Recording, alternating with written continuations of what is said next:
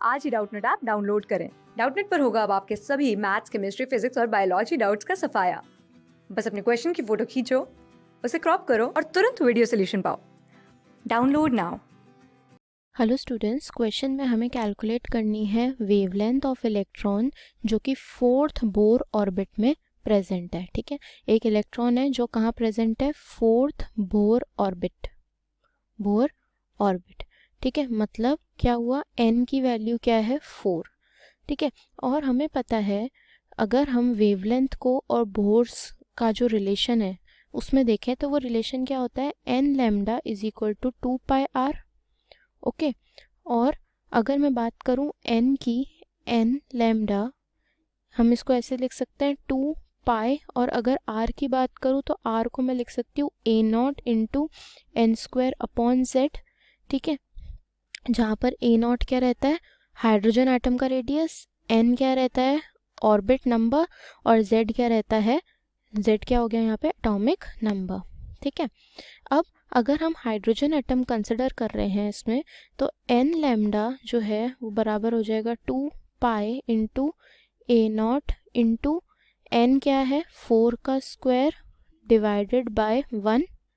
Okay, तो lambda हो जाएगा यहाँ से 2 पाई ए नॉट इंटू 4 का स्क्वायर अपॉन एन। एन भी यहाँ पे 4 है, मतलब एक ये कट गया, तो ये क्या हो जाएगा? 8 pi A naught that is equal to lambda.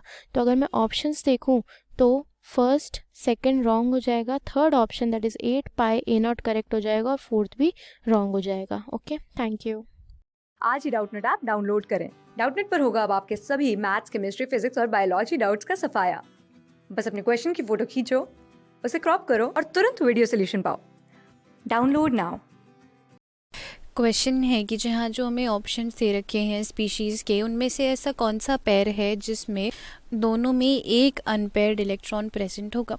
तो अब हमें ऑप्शन वाइज चलना होगा। फर्स्ट ऑप्शन में सबसे पहला है O2।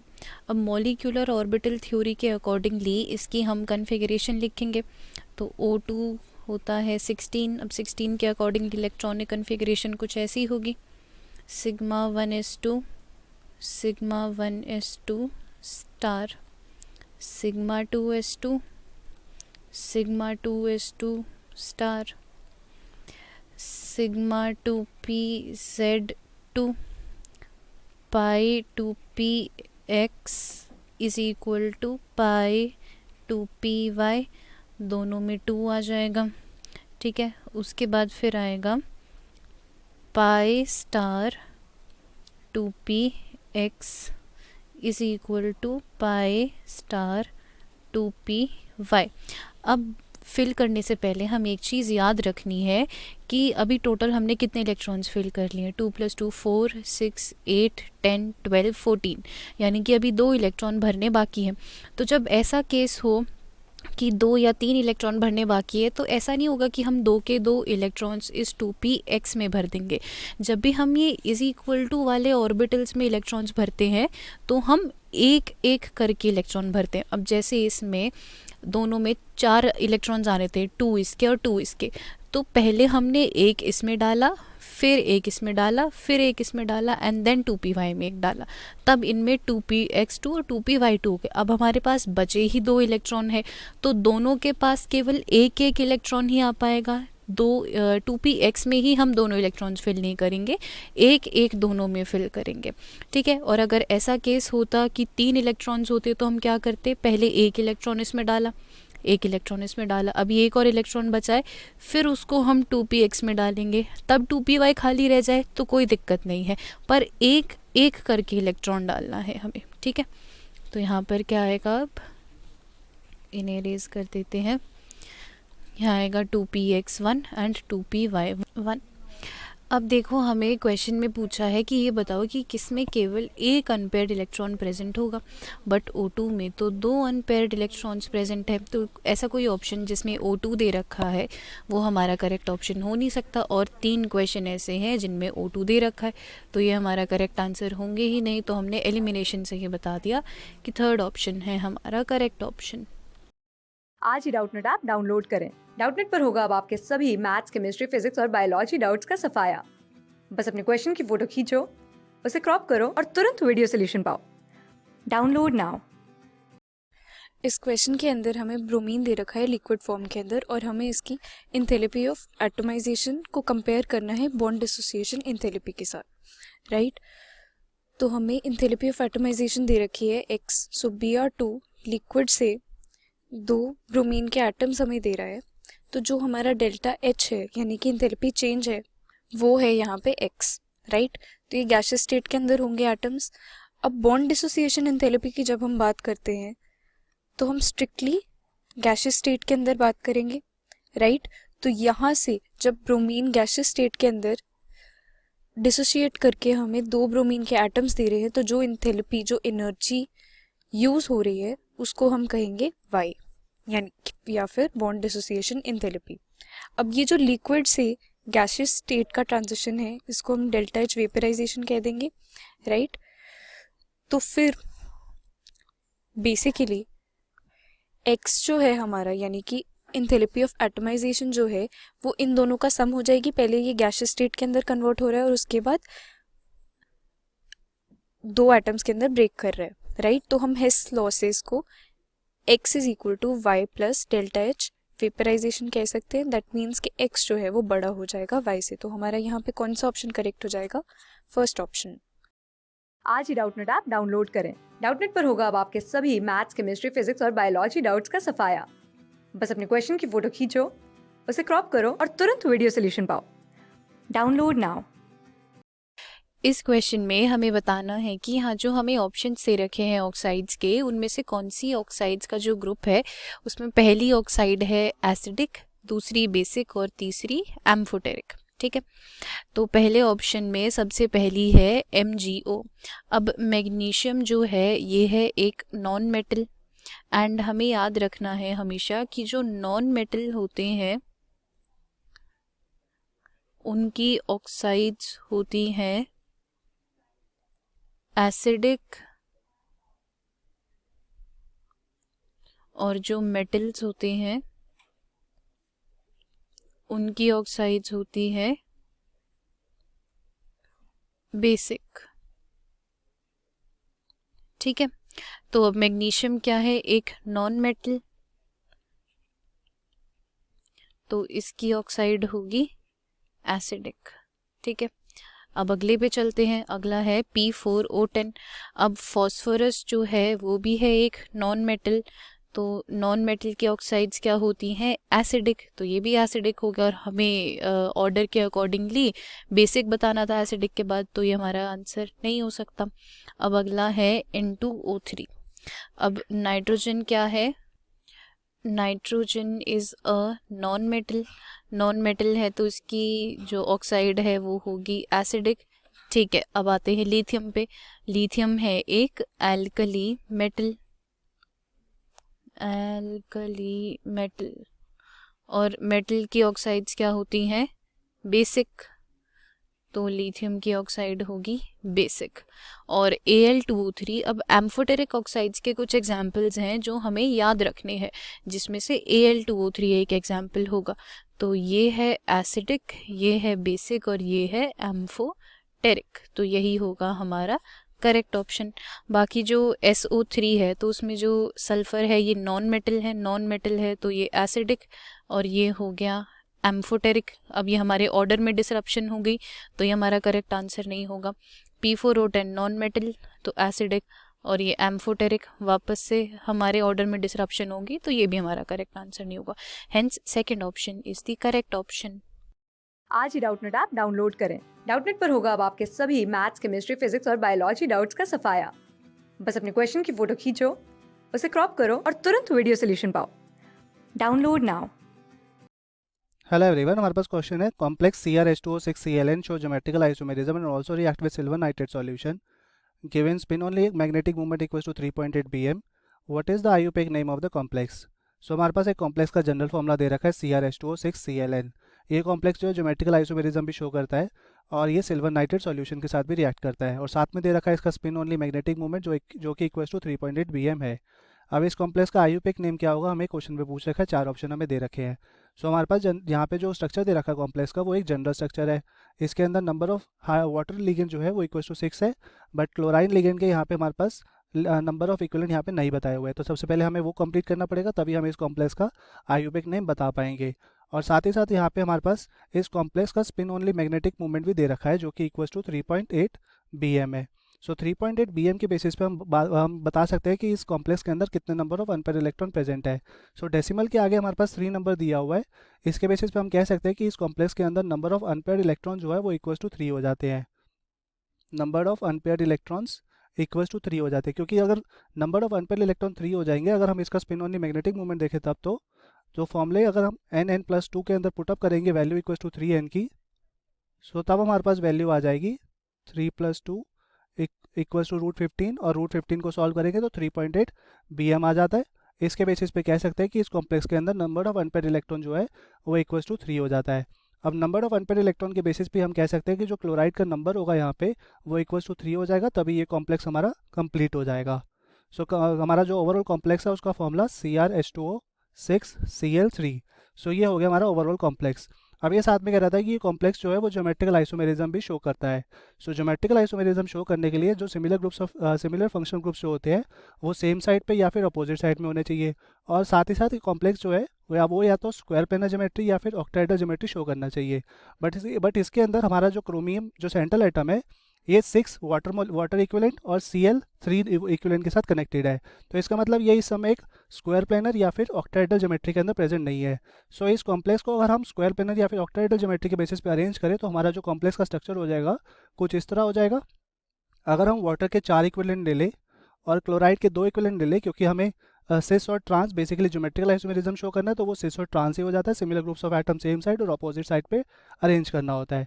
सो H2O के 4 लिगेंड और क्लोराइड के 2 लिगेंड कंसिडर कर ले, और बाकी जो हमारे लिगेंड है उसको कॉम्प्लेक्स के बाहर लिख दे कुछ इस तरह।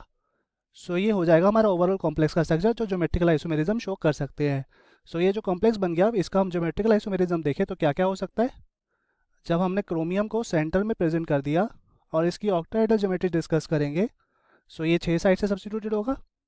और अगर क्लोराइड फंक्शनल ग्रुप को एक दूसरे के ऑपोजिट साइड रख दिया तो ये ट्रांस आइसोमेरिज्म शो कर देंगे, क्योंकि सिमिलर ग्रुप्स ऑफ एटम अगर एक दूसरे के ऑपोजिट साइड में प्रेजेंट हो जाए तब वो ट्रांस आइसोमेरिज्म शो कर सकते हैं, जो कि एक वन ऑफ द टाइप होता है ज्योमेट्रिकल आइसोमेरिज्म का। सो ये ट्रांस, और इसके अलावा सिस जब रख देंगे तो सिमिलर ग्रुप्स ऑफ एटम जो है वो एक दूसरे के सेम साइड्स पे आ जाएंगे। सो यहाँ पे Cl, Cl, H2O, H2O, H2O, H2O, और हमारे जो 2 लिगेंड बाहर बच गए उसको हम इस तरह लिख सकते हैं ClH2O। सो ये हमारा ओवरऑल कॉम्प्लेक्स हो गया। अब ये जो ओवरऑल कॉम्प्लेक्स बना है इसका अगर हम आईयूपीएक नेम देना चाहे तो इसके अंदर हमारे लिगेंड होते हैं कॉम्प्लेक्स के, जो हमारे पैरेंथेसिस है उसके अंदर लिगेंड होते हैं, पहले उसका नाम आता है, फिर हमारे सेंट्रल एटम का, फिर उसकी ऑक्सीडेशन, और फिर जो हमारे बाहर लिगेंड प्रेजेंट है। सो इसके अंदर देखिए 4 हमारे पास वाटर मॉलिक्यूल है, इसको हम टेट्रा एक्वा मॉलिक्यूल बोल सकते हैं, टेट्रा एक्वा। फिर हमारे 2 क्लोराइड है और क्लोराइड को हम क्लोरिडो बोलते हैं जब इसका नाम देना होता है। सो ये हो जाएगा डाई क्लोरिडो। और फिर हमारा सेंट्रल एटम आता है, सेंट्रल एटम का नाम आता है, तो इसके बाद हमारा सेंट्रल एटम का नाम जो कि क्रोमियम है। सो ये हो गया हमारा टेट्रा एक्वा डाई क्लोरिडो क्रोमियम। इसके बाद इसकी ऑक्सीडेशन स्टेट, सो इसके साथ 2 क्लोरीन यहाँ पे प्रेजेंट है कॉम्प्लेक्स के अंदर ही, और 1 क्लोरीन बाहर प्रेजेंट है। सो ओवरऑल कॉम्प्लेक्स की जो ऑक्सीडेशन स्टेट होगी तो किस तरह निकाल सकते हैं।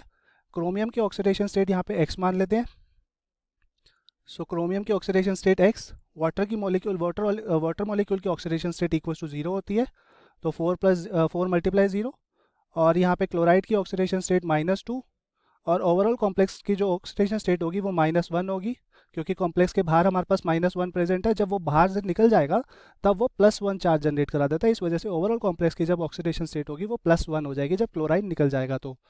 सो ये अगर ऑक्सीडेशन स्टेट क्रोमियम की देखें तो +1 और यहाँ पे +2 हो जाएगा, x = 3 आ जाएगा।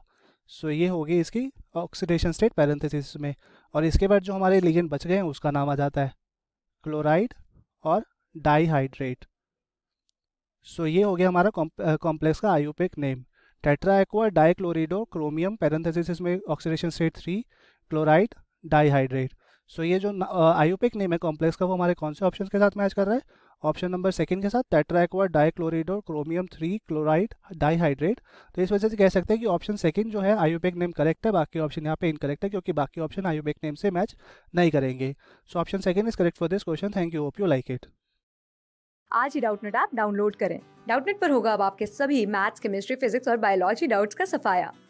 बस अपने क्वेश्चन की फोटो खींचो, उसे क्रॉप करो और तुरंत वीडियो सोल्यूशन पाओ। Download now.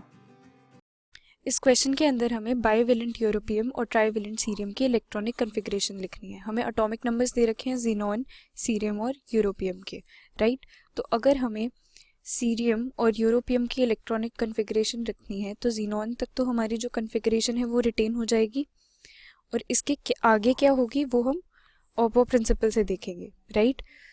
सो हम इधर लिखते हैं 1s, 2s, 3s, 4s, 5s और 6s, राइट। उसके बाद हमारे पास आएगा 2p, 3p, 4p, 5p, 6p। फिर हमारे पास आएगा फिर से 3d, 4d, 5d, 6d और लास्ट में 4f और 5f, राइट। तो ज़ीनॉन तक तो हमारी 54 जो है कन्फिग्रेशन रिटेन हो रही है। उसके आगे देखते हैं हमारी फिलिंग कैसे होगी। पहले 1s फिर 2s, यहाँ तक तो हमारी रिटेन ही हो रही है।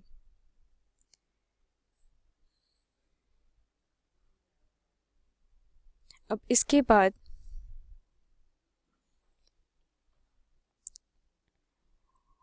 हमारे पास 4f, 5d और 6p फिल होना चाहिए, राइट। लेकिन 6s जो है वो 4f से पहले फिल होगा, and this is according to Aufbau principal.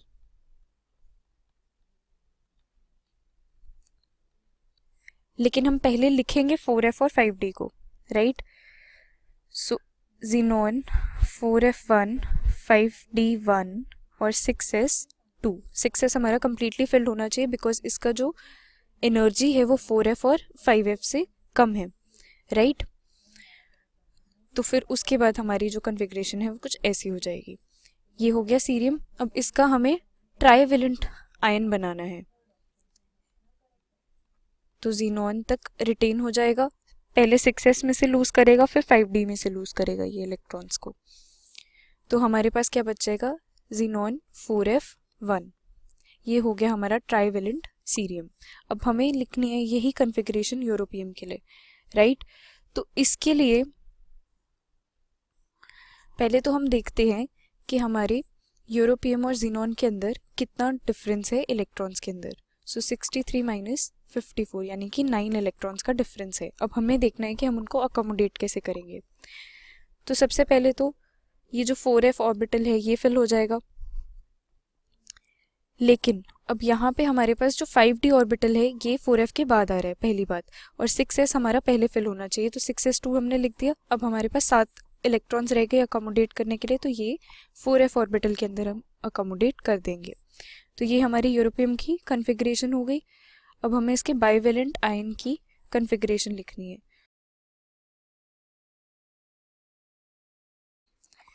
तो हमारे पास बचेगा क्या? अब ये जो 2 इलेक्ट्रॉन्स है ये 6s में से लूज हो जाएंगे, तो हमारे पास सिंपली बचेगा 4f7। तो ये हमारे कौन से ऑप्शन के साथ मैच कर रहे हैं? यूरोपियम है ज़ीनॉन 4f7, तो हमारा थर्ड और सेकंड ऑप्शन जो है वो तो कैंसिल आउट हो चुका है, राइट। अब हमारा जो सीरियम 3 पॉजिटिव आयन है इसके अंदर सिर्फ 4f1 है, तो हमारा कौन सा ऑप्शन करेक्ट हो जाएगा? First option. आज ही डाउटनेट ऐप डाउनलोड करें। डाउटनेट पर होगा अब आपके सभी मैथ्स, केमिस्ट्री, फिजिक्स और बायोलॉजी डाउट्स का सफाया। बस अपने क्वेश्चन की फोटो खींचो, उसे क्रॉप करो और तुरंत वीडियो सोल्यूशन पाओ। Download now.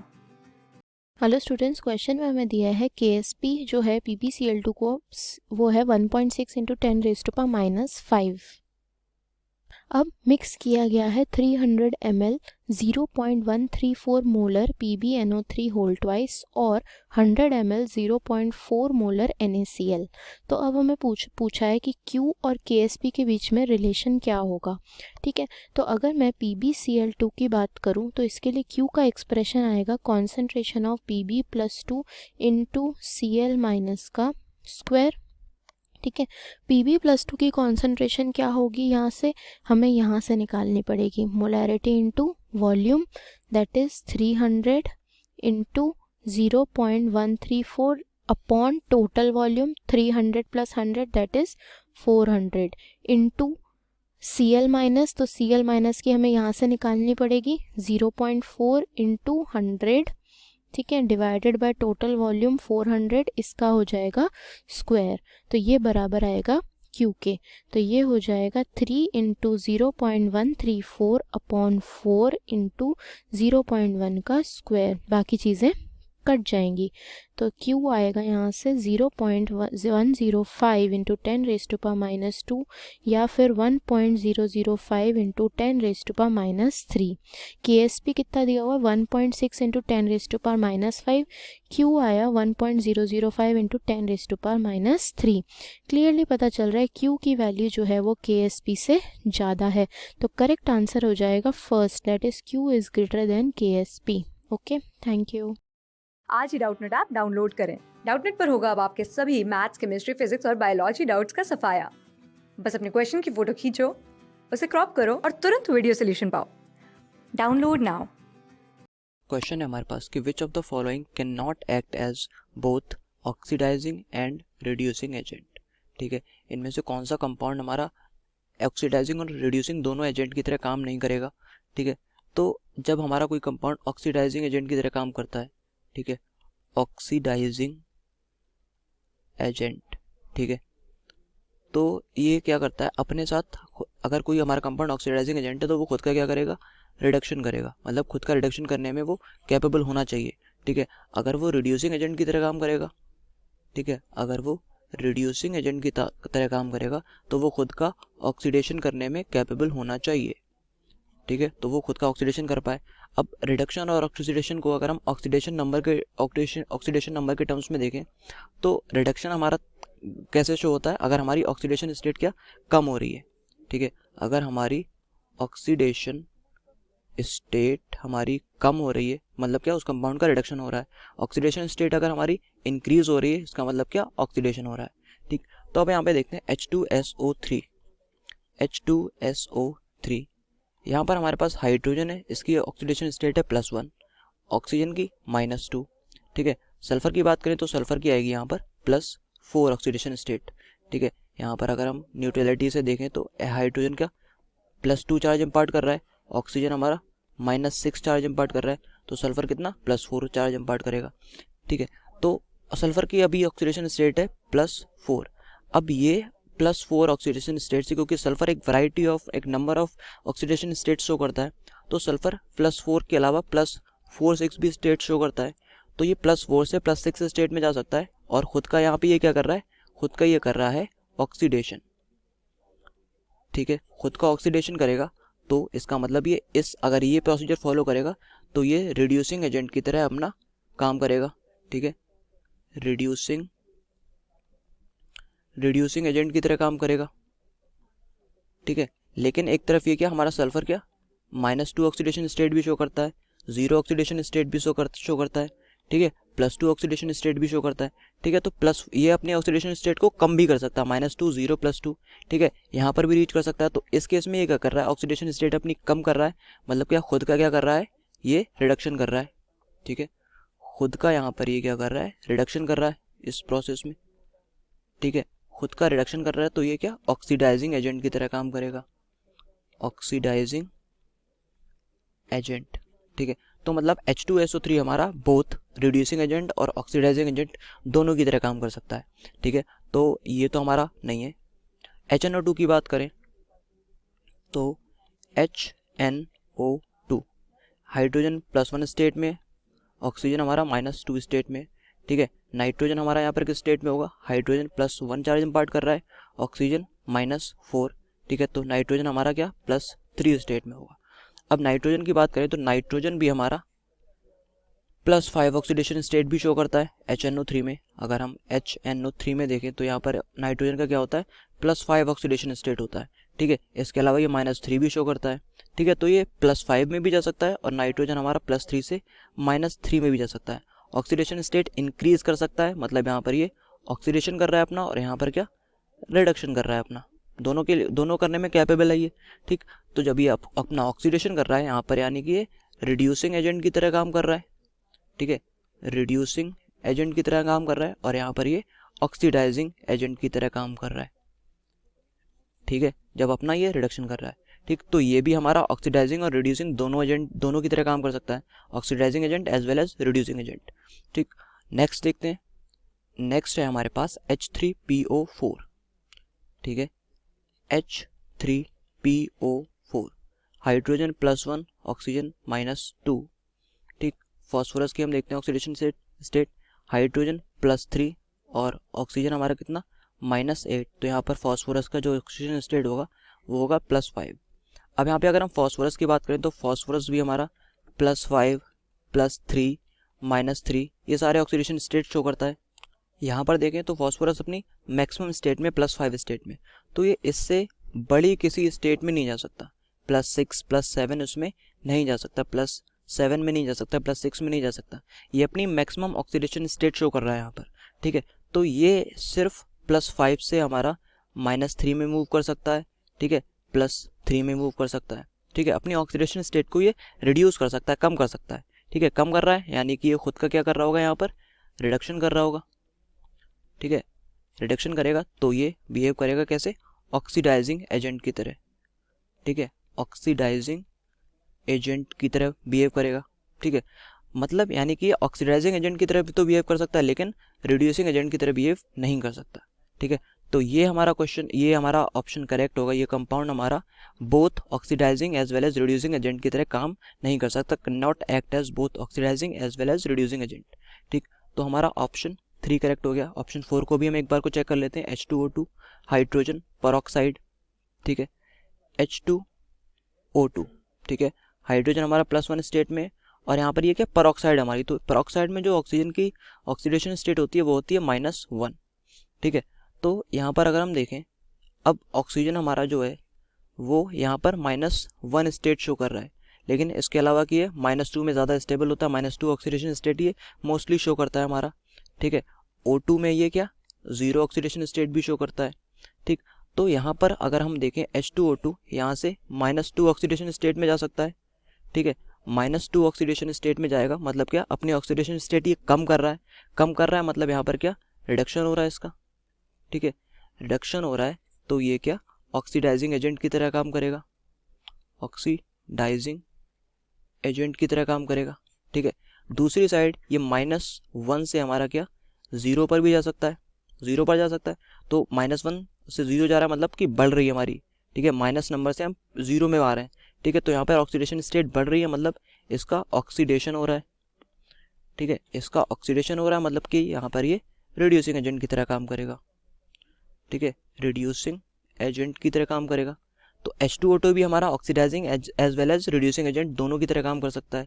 ठीक है, यानी कि सिर्फ और सिर्फ हमारा जो H3PO4 था ये ही both reducing as well as oxidising agent की तरह काम नहीं कर सकता। तो इस क्वेश्चन का जो हमारा करेक्ट आंसर होगा वो होगा सिर्फ और सिर्फ ऑप्शन 3। ठीक है, ऑप्शन 3 हमारा करेक्ट आंसर होगा। ठीक है, थैंक यू, गुड लक।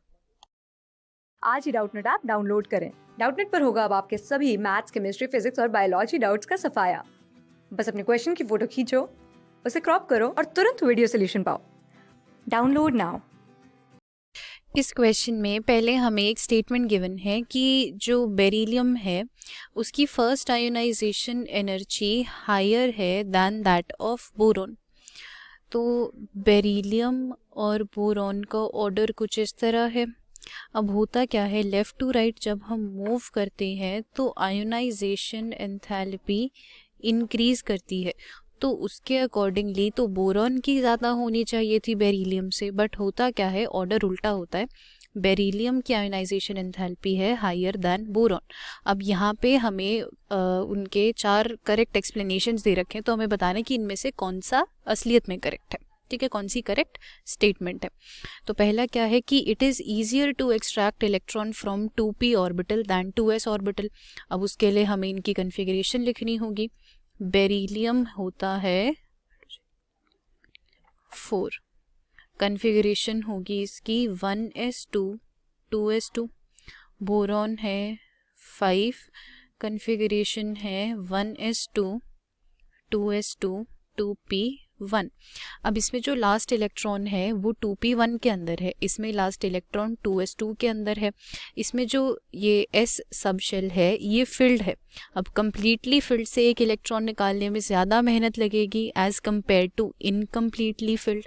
तो इसीलिए s2 से जब भी हमें इलेक्ट्रॉन निकालना होगा तो ज़्यादा एनर्जी लगेगी एज़ कम्पेयर टू p1। ये चीज़ हमें हमेशा याद रखनी है कि S2 से निकालने में जो एनर्जी लगती है it is greater than P1, ठीक है। तो it is easier to extract an electron from 2p orbital than 2s orbital. So this is absolutely correct.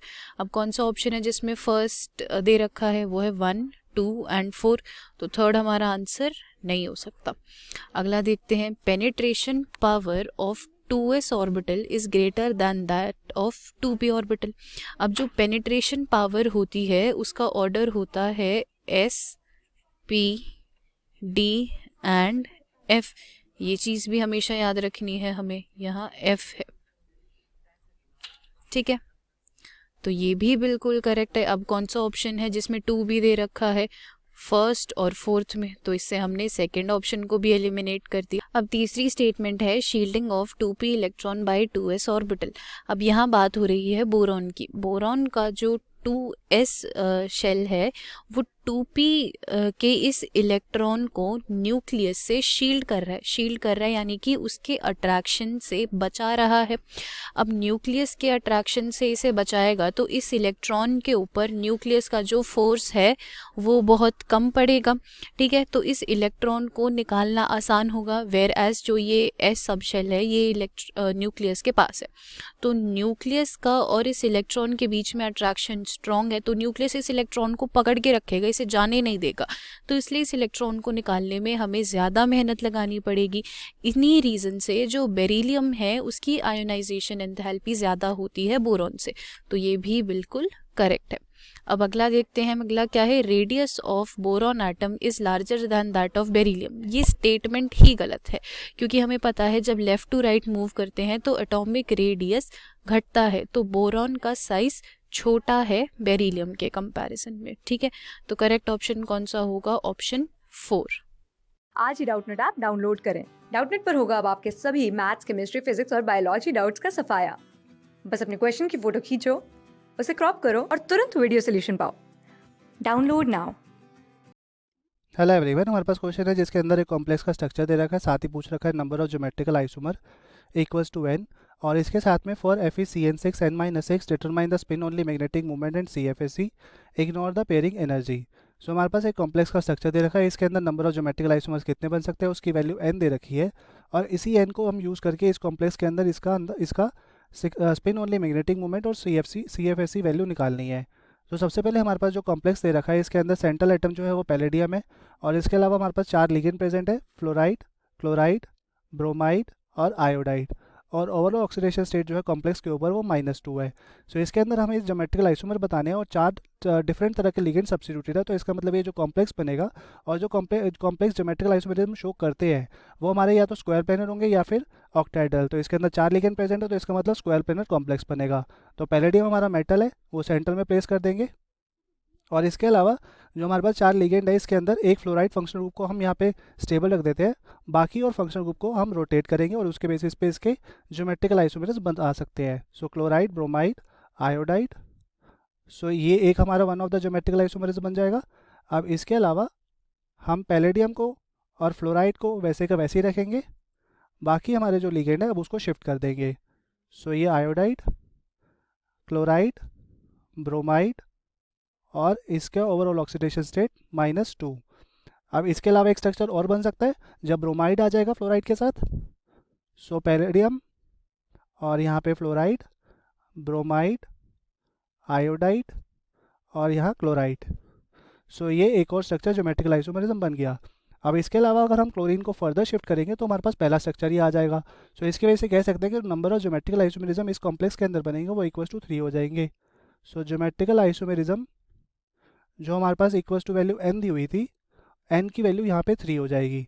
अब n की वैल्यू 3 है तो मतलब इस कॉम्प्लेक्स के अंदर हम वैल्यू पुटअप करेंगे और इसके ऊपर जो ओवरऑल ऑक्सीडेशन स्टेट बन रही है वो कैलकुलेट करेंगे।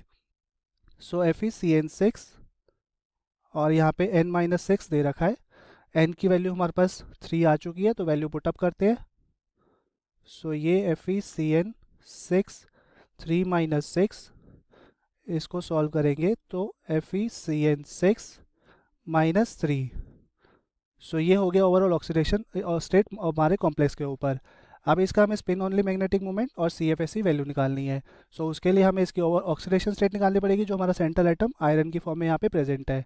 सो आयरन का जो इलेक्ट्रॉनिक कन्फिग्रेशन होती है एटॉमिक नंबर 26 के बेसिस पे, सो आयरन का जो एटॉमिक नंबर है इक्वल टू 26 होता है। इसी के बेसिस पे इसकी electronic configuration argon 3d6 4s2 हो जाएगी। और हमारा जो इसकी ऑक्सीडेशन स्टेट होगी FeCN6 के बेसिस पे, सो आयरन की ऑक्सीडेशन स्टेट x मान लेते हैं, साइनाइड की ऑक्सीडेशन स्टेट -1 होती है और ओवरऑल ऑक्सीडेशन स्टेट कॉम्प्लेक्स के ऊपर -3 है। सो इसको जब सॉल्व करेंगे तो x equals to -3 + 6, x equals to आ जाएगा +3। So oxidation state of the iron हो गया यहाँ पे +3, उसके बेसिस पे इसकी इलेक्ट्रॉनिक कन्फिग्रेशन क्या हो जाएगी, iron 3 plus oxidation state is argon 3d5। So ये होगी हमारी oxidation state of the iron 3+ ion. So इसके अंदर अब हमें स्पिन ओनली मैग्नेटिक मोमेंट निकालना है तो उसके लिए हमें number of unpaired electron calculate करना पड़ेंगे। सो ये हमारे d ऑर्बिटल होते हैं तो जब लिगेंड नहीं होते तब ये डीजनरेट रहते हैं और लिगेंड आने की वजह से ये डीजनरेसी टूट जाती है T2g और Eg ऑर्बिटल के अंदर। सो ये Eg और ये T2g। अब यहाँ पे जब इलेक्ट्रॉन की फिलिंग होती है तो वो हुन्स रूल ऑफ मल्टीप्लिसिटी को फॉलो करती है, मतलब हर ऑर्बिटल के अंदर एक एक इलेक्ट्रॉन आएगा, उसके बाद उस ऑर्बिटल की पेयरिंग अप हो जाएगी, उस ऑर्बिटल के अंदर इलेक्ट्रॉन की पेयरिंग अप होगी। सो हमारे पास 5 इलेक्ट्रॉन प्रेजेंट है d ऑर्बिटल के अंदर। सो हुन रूल के बेसिस पे ये first electron, second, third, fourth और ये फिफ्थ। सो अब हमारी साइनाइड कॉम्प्लेक्स जो है, साइनाइड जो लिगेंड है वो एक स्ट्रॉन्ग लिगेंड है।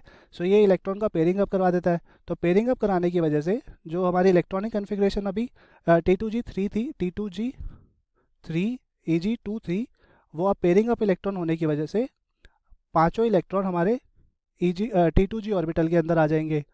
सो 1 2 3 4 5। सो अब इसके अंदर हमारे पास ये हमारा कॉम्प्लेक्स हो गया FeCN6 3 और इसी के बेसिस पे हमें पता चल पाया कि इसके अंदर नंबर ऑफ अनपेयर्ड इलेक्ट्रॉन जो है वो इक्वल्स टू 1 है। सो हमें यहाँ पे स्पिन ओनली मैग्नेटिक मूवमेंट निकालना है और नंबर ऑफ अनपेयर्ड इलेक्ट्रॉन जो है वो इक्वल्स टू 1 है।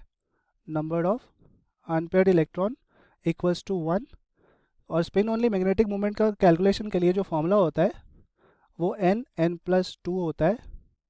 अब इसके अंदर n की वैल्यू हम 1 रखेंगे। सो 1 + 2 और वैल्यू आ जाएगी √3। इसको सॉल्व करेंगे तो 1.73 bm। सो हमारा spin only magnetic moment complex के लिए आ गया 1.73 bm। अब इसकी हमें CFSE वैल्यू निकालनी है। सो CFSE वैल्यू निकालने के लिए हमें वही T2g ऑर्बिटल के अंदर जो 5 इलेक्ट्रॉन प्रेजेंट है उसकी मल्टीप्लाई करना होता है उसको। जब हमारी जो एनर्जी होती है, एनर्जी जब स्प्लिट होती है तो ये होता है 0.6 और ये होता है -4। इसकी एनर्जी जो होती है वो स्प्लिटिंग हो जाती है। जब हमारे d ऑर्बिटल डीजनरेट रहते हैं तो एनर्जी पांचों d ऑर्बिटल की सेम रहती है, बट ये डीजनरेसी जब टूट जाती है तो एनर्जी भी डीजनरेट हो जाती है। तो इसी वजह से जो T2g ऑर्बिटल है उनकी एनर्जी 0.4 और Ag ऑर्बिटल की एनर्जी 0.6 और हमारे पास जो पांचों इलेक्ट्रॉन जो है वो T2g ऑर्बिटल के अंदर प्रेजेंट है। उसके बेसिस पे CFSE वैल्यू जो हो जाएगी वो हमारी 0.4 × 5 इलेक्ट्रॉन्स और ये delta not octahedral splitting field energy multiply 0.6 यहाँ पे प्लस होगा। सो इसको हम इस तरह कैलकुलेट कर सकते हैं। ये T2g ऑर्बिटल के अंदर इलेक्ट्रॉन्स है और यहाँ पे एक भी इलेक्ट्रॉन नहीं है तो 0 से मल्टीप्लाई कर देंगे और डेल्टा नॉट वैल्यू। अब इसको सॉल्व करेंगे तो हमारे पास वैल्यू आ जाएगी 2.0 डेल्टा नॉट और ये वैल्यू 0 है, तो ये होगी हमारी CFSE की वैल्यू। अब मैग्नेटिक मूवमेंट यहाँ पे 1.73 है और CFSE की वैल्यू 2.0 है, तो इसी के बेसिस पे हमारा कौन सा ऑप्शन सही हो सकता है? Option number 1.73 BM with -2 delta not. ये हमारा ऑप्शन करेक्ट है क्योंकि ये हमारी वैल्यू से मैच कर रहा है। बाकी ऑप्शन यहाँ पे हमारे गलत हो जाएंगे क्योंकि बाकी ऑप्शन हमारी वैल्यू से मैच नहीं कर पाएंगे। So option 1 is correct for this question. Thank you, hope you like it. आज ही डाउटनेट ऐप डाउनलोड करें। डाउटनेट पर होगा अब आपके सभी मैथ्स, केमिस्ट्री, फिजिक्स और बायोलॉजी डाउट्स का सफाया। बस अपने क्वेश्चन की फोटो खींचो, उसे क्रॉप करो और तुरंत वीडियो सोल्यूशन पाओ। Download now. Hello students, question में दिया गया है एलिंगम डायग्राम, जहाँ पे प्लॉट किया गया है एक्स एक्सिस पे टेम्परेचर और वाई एक्सिस पे change in Gibbs free energy. ठीक है, अब यहाँ पर क्या है, दो पॉइंट्स दिए हुए हैं, मतलब दो प्लॉट्स दिए हुए हैं। एक A+O2 गिव्स AO2 जहाँ पे हो रहा है, और एक B+O2 गिव्स BO2। ओके, ये दो प्लॉट्स एक पॉइंट पे इंटरसेक्ट हो रहे हैं at this is point of intersection, जिसका टेम्परेचर है 1400 डिग्री सेल्सियस। क्वेश्चन हमसे पूछा है A रिड्यूस कर सकता है BO2 को किन कंडीशंस पे। ठीक है, तो अगर A BO2 को रिड्यूस करेगा तो इक्वेशन क्या बनेगी? A plus BO2 gives B plus AO2, यही इक्वेशन बनेगी रिडक्शन की। इसका क्या मतलब है, एलिंगम डायग्राम में जब इंटरसेक्शन होता है तो पॉइंट ऑफ इंटरसेक्शन बताता है इक्विलिब्रियम स्टेट। ठीक है, इक्विलिब्रियम स्टेट, ये मैंने इक्विलिब्रियम का शॉर्ट सिंबल लिखा है। ठीक है, और जब रिडक्शन होता है वो तभी पॉसिबल है जब टेम्परेचर है above the intersection point temperature. ठीक है, इसका मतलब इंटरसेक्शन पॉइंट का जो टेम्परेचर है, इंटरसेक्शन पॉइंट टेम्परेचर कितना है? 1400 डिग्री सेल्सियस। और रिडक्शन पॉसिबल तभी होता है जब change in Gibbs free energy negative आए, मतलब रिएक्शन हो स्पॉन्टेनियस, और ये होगा ग्रेटर देन 1400 डिग्री सेल्सियस पे। क्यों होता है ऐसा? क्योंकि जो लाइन नीचे लाई करती है वो होती है स्टेबल ऑक्साइड, और ऊपर वाली रहती हैं इसके कंपैरिजन में लेस स्टेबल। तो अगर लेस स्टेबल से मोर स्टेबल जाना है तो गिब्स फ्री एनर्जी यहाँ पे आती है नेगेटिव, और वो तभी पॉसिबल है, ये रिएक्शन रिडक्शन तभी पॉसिबल है जब जो टेम्परेचर है वो ग्रेटर आए above the intersection point temperature. तो करेक्ट आंसर हमारा हो जाएगा option first, that is greater than 1400 degree Celsius. अगर हम लेस देन 1400 डिग्री सेल्सियस की बात करें तो यहाँ पे रिएक्शन पॉसिबल नहीं है, और थर्ड और फोर्थ ऑप्शन भी गलत हो जाएगा। ओके, तो फर्स्ट ऑप्शन हमारा करेक्ट है, और इस डायग्राम को हम क्या नाम देते हैं? Ellingham diagram. Okay, thank you. आज ही डाउटनेट ऐप डाउनलोड करें। डाउटनेट पर होगा अब आपके सभी मैथ्स, केमिस्ट्री, फिजिक्स और बायोलॉजी डाउट्स का सफाया। बस अपने क्वेश्चन की फोटो खींचो, उसे क्रॉप करो और तुरंत वीडियो सोल्यूशन पाओ। Download now.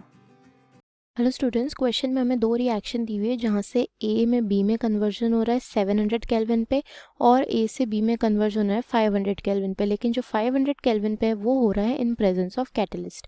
अब दिया हुआ है कि जो रेट ऑफ रिएक्शन है एब्सेंस ऑफ कैटलिस्ट 700 केल्विन पे वो सेम है in presence of catalyst at 500 kelvin. अब कैटलिस्ट जो है अगर एक्टिवेशन एनर्जी को डिक्रीज कर देता है बाय 30 किलोजूल पर मोल, हमें एक्टिवेशन एनर्जी निकालनी है इन प्रेजेंस ऑफ कैटलिस्ट, और हमें अज्यूम करना है ए फैक्टर जो है वो दोनों ही केसेस में सेम है। तो इसका क्या मतलब है, यहाँ से ये जो कॉन्सेप्ट है वो यूज़ हो रहा है अरहीनियस थ्योरी का। ठीक है, इसमें क्या दिया हुआ है, की पॉइंट ये है कि रेट ऑफ रिएक्शन एब्सेंस और प्रेजेंस ऑफ कैटलिस्ट में सेम है, मतलब के इन प्रेजेंस ऑफ कैटलिस्ट जो है वो इक्वल है के इन एब्सेंस ऑफ कैटलिस्ट। और हमें पता है के जो होता है वो होता है AE⁻⁻ तो बस ये वैल्यू पुट करते हैं हम लोग, AE⁻⁻EA1/RT1 is equal to AE⁻⁻EA2/RT2। A same है तो ए हटा देंगे। ठीक है, अब ये हो जाएगा EA1/T1 is equal to EA2/T2, क्योंकि R भी कांस्टेंट है। अब यहाँ पर हमें क्या दिया हुआ है, गिवन डेटा क्या है कि EA1 जो है वो है EA2 -30 दिया हुआ है ना, एनर्जी बैरियर बाय 30। तो हम क्या करेंगे, हम EA1 की जगह ये वैल्यू पुट करेंगे, तो EA2 -30/T1 is equal to EA2/T2। ठीक है, अब हमें यहाँ पे टेम्परेचर की वैल्यू गिवन है, EA2 minus 30 upon 500 is equal to EA2 upon 700। ठीक है, तो अब यहाँ पे क्या हो जाएगा, सॉल्व करेंगे 5 EA2 is equal to 7 EA2 minus 210 criss cross कर दिया। ओके, अब यहाँ पे क्या करेंगे हम, EA2 is equal to 210 upon 2 that is equal to 105 kilo joule per mole. लेकिन हमसे पूछी है activation energy of catalyse reaction, तो activation energy of catalysed reaction, ठीक है, ये क्या हो जाएगी, ये हो जाएगी 105 minus 30 that is equal to 75 kilo joule per mole, जो कि हमारा आंसर हो जाएगा। ठीक है, तो हमारा आंसर होगा 75, दैट इज ऑप्शन फर्स्ट, बाकी ऑप्शन गलत। Thank you. आज ही डाउटनेट ऐप डाउनलोड करें। डाउटनेट पर होगा अब आपके सभी मैथ्स, केमिस्ट्री, फिजिक्स और बायोलॉजी डाउट्स का सफाया। बस अपने क्वेश्चन की फोटो खींचो, उसे क्रॉप करो और तुरंत वीडियो सोल्यूशन पाओ। Download now. क्वेश्चन है हमारे पास कि substance X having low melting point does not conduct electricity in both solid and liquid state, X can be. ठीक है, X हमारा एक कंपाउंड है जो जिसका मेल्टिंग पॉइंट लो है, ठीक है, और ये इलेक्ट्रिसिटी कंडक्ट नहीं करता है, ना ही सॉलिड स्टेट में ना ही लिक्विड स्टेट में, ठीक है, मोल्टन स्टेट में। तो X हमारा क्या हो सकता है, मरकरी, ZnS, SiC या फिर CCl4। तो अगर हम मरकरी की बात करें तो ये तो हमारा क्या मेटल है, ठीक है, हालांकि इसका लो मेल्टिंग पॉइंट होता है नॉर्मल टेम्परेचर पे, ये कि हमारा लिक्विड स्टेट में ही रहता है, ठीक है, लेकिन ये हमारा क्या कंडक्टर होता है इलेक्ट्रिसिटी का, ठीक है, कंडक्टर ऑफ इलेक्ट्रिसिटी, ठीक है, ये हमारा इलेक्ट्रिसिटी का कंडक्टर होता है। तो ये हमारा ऑप्शन से वैसे ही बाहर हो गया क्योंकि हमारा ये कंडक्टर है, ठीक है। ZnS की बात करें तो ZnS हमारा क्या है, जिंक सल्फाइड आयनिक कंपाउंड है ये, ठीक, लेकिन अगर हम ZnS के बारे में कहें तो ये हमारा इंट्रिंसिक सेमी कंडक्टर होता है, ठीक है, इंट्रिंसिक सेमी कंडक्टर होता है, ठीक है। हालांकि इसका जो एनर्जी गैप होगा, वाइड बैंड गैप, जो बैंड गैप होता है हमारा वो काफ़ी बड़ा होगा, वाइड बैंड गैप, लेकिन बट स्टिल ये हमारा क्या है, कंडक्टर है, सॉलिड स्टेट में हमारा सेमी कंडक्टर की तरह बिहेव करेगा, ठीक है। तो ये भी हमारा डू नॉट कंडक्ट इस पैरामीटर से बाहर हो गया, ठीक है। सिलिकॉन कार्बाइड देखें अगर हम SiC, ठीक है, सिलिकॉन कार्बाइड हमारा क्या कोवलेंट कंपाउंड है, कोवलेंट कंपाउंड है, ठीक है। उसके साथ साथ क्या सिलिकॉन कार्बाइड भी हमारा क्या एक सेमी कंडक्टर होता है, ठीक है, सेमी कंडक्टर है ये, तो ये भी क्या हमारा इलेक्ट्रिसिटी को कंडक्ट करेगा, ठीक है, ये भी हमारा क्या इलेक्ट्रिसिटी को कंडक्ट करेगा, कंडक्टर ऑफ इलेक्ट्रिसिटी, ठीक है। तो ये भी हमारा करेक्ट चॉइस नहीं हो सकता, ठीक। लास्ट है हमारे पास CCl4, ठीक है। तो CCl4 में अगर हम देखें तो ये भी हमारा क्या कोवलेंट कंपाउंड है एक, ठीक। अब यहाँ पे अगर हम कार्बन इसका स्ट्रक्चर देंगे CCl, Cl, Cl और Cl, तो कार्बन के पास क्या 4 इलेक्ट्रॉन थे, इसने चारों इलेक्ट्रॉन्स क्या क्लोरीन के साथ शेयर कर लिए, ठीक है। तो इसके पास अभी कोई भी फ्री इलेक्ट्रॉन नहीं बचा है कार्बन के पास, ठीक है, हमारा ये कोवलेंट कंपाउंड है, तो यहाँ पर कोई भी फ्री इलेक्ट्रॉन नहीं बचा है, ठीक, जिसकी वजह से यहाँ पर इलेक्ट्रिसिटी कंडक्ट हो सके। तो जो CCl4 होता है हमारा, ये एक नॉन कंडक्टर होता है, नॉन कंडक्टर, ठीक है, ना ही ये कोई हमारा आयनिक कंपाउंड है कि ये मोल्टन स्टेट में हमारा आयंस में टूट जाएगा और इलेक्ट्रिसिटी को कंडक्ट करेगा, ठीक है। तो ये हमारा नॉन कंडक्टर होता है, ठीक है। और अगर हम इसके मेल्टिंग पॉइंट की बात करें, लो मेल्टिंग पॉइंट, तो इसका जो मेल्टिंग पॉइंट होता है वो भी काफ़ी लो होता है, अराउंड 76 डिग्री सेल्सियस, ठीक है, 76 डिग्री सेल्सियस के अराउंड इसका मेल्टिंग पॉइंट होता है, ठीक। तो इसका लो मेल्टिंग पॉइंट भी है और ये नॉन कंडक्टर है, बेसिकली इलेक्ट्रिसिटी को कंडक्ट नहीं करता है, ना ही लिक्विड स्टेट में ना ही सॉलिड स्टेट में, ठीक। तो इस क्वेश्चन का जो करेक्ट आंसर हो जाएगा वो हो जाएगा हमारा ऑप्शन 4 CCl4, ठीक है। Thank you, good luck. आज ही डाउटनेट ऐप डाउनलोड करें। डाउटनेट पर होगा अब आपके सभी मैथ्स, केमिस्ट्री, फिजिक्स और बायोलॉजी डाउट्स का सफाया। बस अपने क्वेश्चन की फोटो खींचो, उसे क्रॉप करो और तुरंत वीडियो सोल्यूशन पाओ। Download now. देखिए, इस क्वेश्चन में हमें स्टार्टिंग कंपाउंड दे रखा है, ये बेंजीन रिंग है, इस पे NH2 ग्रुप अटैच्ड है और ये ब्रोमीन अटैच्ड है। देन फर्स्ट इसकी 3 रिएक्शंस करानी है। जो फर्स्ट स्टेप रिएक्शन है वो है आपका NaNO2 प्लस HCl। तो ये रिएक्शन जो है ये कौन सी रिएक्शन है आपकी डायजोटाइजेशन रिएक्शन। और डायजोटाइजेशन रिएक्शन में क्या होता है, जो भी आपका एनालिन से जो NH2 ग्रुप प्रेजेंट होता है ये किस में कन्वर्ट हो जाता है, डायजोनियम सॉल्ट में, ठीक है। और यहाँ पे जो आपका इलेक्ट्रोफाइल बनता है वो बनता है आपका NO पॉजिटिव, ठीक है। तो देखिए अब यहाँ पे देख लेते हैं कि आपकी जो रिएक्शन है वो किस तरीके से प्रोसीड करेगी। तो ये क्या हो गया, यहाँ पे आपका ब्रोमीन ग्रुप प्रेजेंट है और ये प्रेजेंट है आपका NH2। तो जब सबसे पहले हम इसके डायजोटाइजेशन कराएंगे NaNO2 प्लस HCl, तो यहाँ पे बन जाएगा आपका डायजोनियम सॉल्ट। तो ये हो गई आपकी बेंजीन रिंग, ये ब्रोमीन और ये डायजोनियम का सॉल्ट। तो यहाँ पे बनेगा आपका N2 positive and then Cl negative. इसके बाद इसकी रिएक्शन हमने कराई Cu2 Br2 के साथ। अब क्योंकि डायजोनियम सॉल्ट जो बना है यहाँ पे N2 गैस जो है ये क्या है आपकी एक बेटर लीविंग ग्रुप है, ये लीव कर जाएगा। तो जब ये लीव करेगा तो यहाँ पे क्या आ जाएगा, इस बेंजीन रिंग पे पॉजिटिव चार्ज, और जो यहाँ से आपका Br नेगेटिव जो न्यूक्लियोफाइल है वो इस पे जा करके ऐड ऑन हो जाएगा। तो ये क्या बन जाएगी आपकी बेंजीन रिंग, यहाँ पे ऐड हो गया आपका ब्रोमीन और यहाँ पे भी क्या आ गया आपका ब्रोमीन, और यहाँ से N2 गैस जो है वो आपकी रिलीज हो गई। ये सेकंड स्टेप था। लास्ट जो स्टेप है ये कह रहा है HNO3 और कंसनट्रेटेड H2SO4 के साथ रिएक्शन करानी है, कंसनट्रेटेड HNO3 एंड H2SO4। तो यहाँ पे जो आपकी रिएक्शन हो रही है ये कौन सी रिएक्शन है, आपकी नाइट्रेशन रिएक्शन हो रही है, जो कि आपकी एक इलेक्ट्रोफिलिक सब्स्टिट्यूशन रिएक्शन होती है, ठीक है। इलेक्ट्रोफिलिक सब्स्टिट्यूशन रिएक्शन में जो भी आपका इलेक्ट्रोफाइल होता है वो अटैक करता है। बट पहले हमें ये देखना है कि यहाँ पे जो दो आपके ब्रोमीन्स प्रेजेंट हैं, अगर हेलोजेंस की बात करें तो वैसे तो देखिए आपका ब्रोमीन इलेक्ट्रॉन डोनेट करता है और इसका -I इफेक्ट भी लगता है, ठीक है। तो वैसे ओवरऑल जो इसका होता है ये इलेक्ट्रॉन डोनेटिंग ग्रुप ही कंसिडर किया जाता है। तो ये जो है आपका क्या होता है, ऑर्थो पैरा डायरेक्टिंग होता है। क्या होता है, ऑर्थो पैरा डायरेक्टिंग। अगर इस ब्रोमीन के रेस्पेक्ट में देखें तो ये इसकी क्या है, ऑर्थो पोजीशन, और ये है इसकी पैरा पोजीशन। सेम अगर मैं इस ब्रोमीन के रेस्पेक्ट में देखूं तो इस ब्रोमीन के रेस्पेक्ट में ये है इसकी पैरा पोजीशन, और अगर इसकी ऑर्थो पोजीशन की बात करें तो ये इसकी ऑर्थो पोजीशन है, ठीक है। अब देखिए अब यहाँ पे भी वैसे ये भी इसकी ऑर्थो पोजीशन, दोनों की ऑर्थो पोजीशन है, बट यहाँ पे हमारा NO2 ग्रुप जाकर अटैच नहीं होगा क्योंकि यहाँ पे क्या होगी, स्टेरिक हिंड्रेंस। अब उसके बाद आपका NO2 ग्रुप चाहे यहाँ पे अटैच हो जाए या फिर यहाँ पे अटैच हो, एक ही बात है, आपका जो कंपाउंड है वो क्या बनेगा, सेम ही बनेगा। तो ये हो गया आपका Br एंड देखिए यहाँ पे मान लीजिए आपका NO2 ग्रुप आके अटैच हुआ, तो ये क्या बन गया हमारा फाइनल प्रोडक्ट। ओके, ऑप्शंस में देखें तो देखिए आपका ऑप्शन कौन सा करेक्ट आता है, एक ब्रोमीन जो है उसके साइड में आपका N2 ग्रुप प्रेजेंट है। देखिए ये तो बिल्कुल भी नहीं होगा, हमने बोला था कि यहाँ पे क्या प्रेजेंट है, आपकी स्टेरिक हिंड्रेंस प्रेजेंट है, तो ये ऑप्शन नहीं होगा। ये NO2 ग्रुप, ये बिल्कुल जो हमने स्ट्रक्चर बनाई है वही, तो ये ऑप्शन करेक्ट है। थर्ड ऑप्शन में देखें तो यहाँ पे 2 NO2 ग्रुप प्रेजेंट है और 2 बार हमने तो रिएक्शन कराई नहीं, नाइट्रेशन आपकी एक ही बार प्रोसीड करेगी, तो ये ऑप्शन भी नहीं है।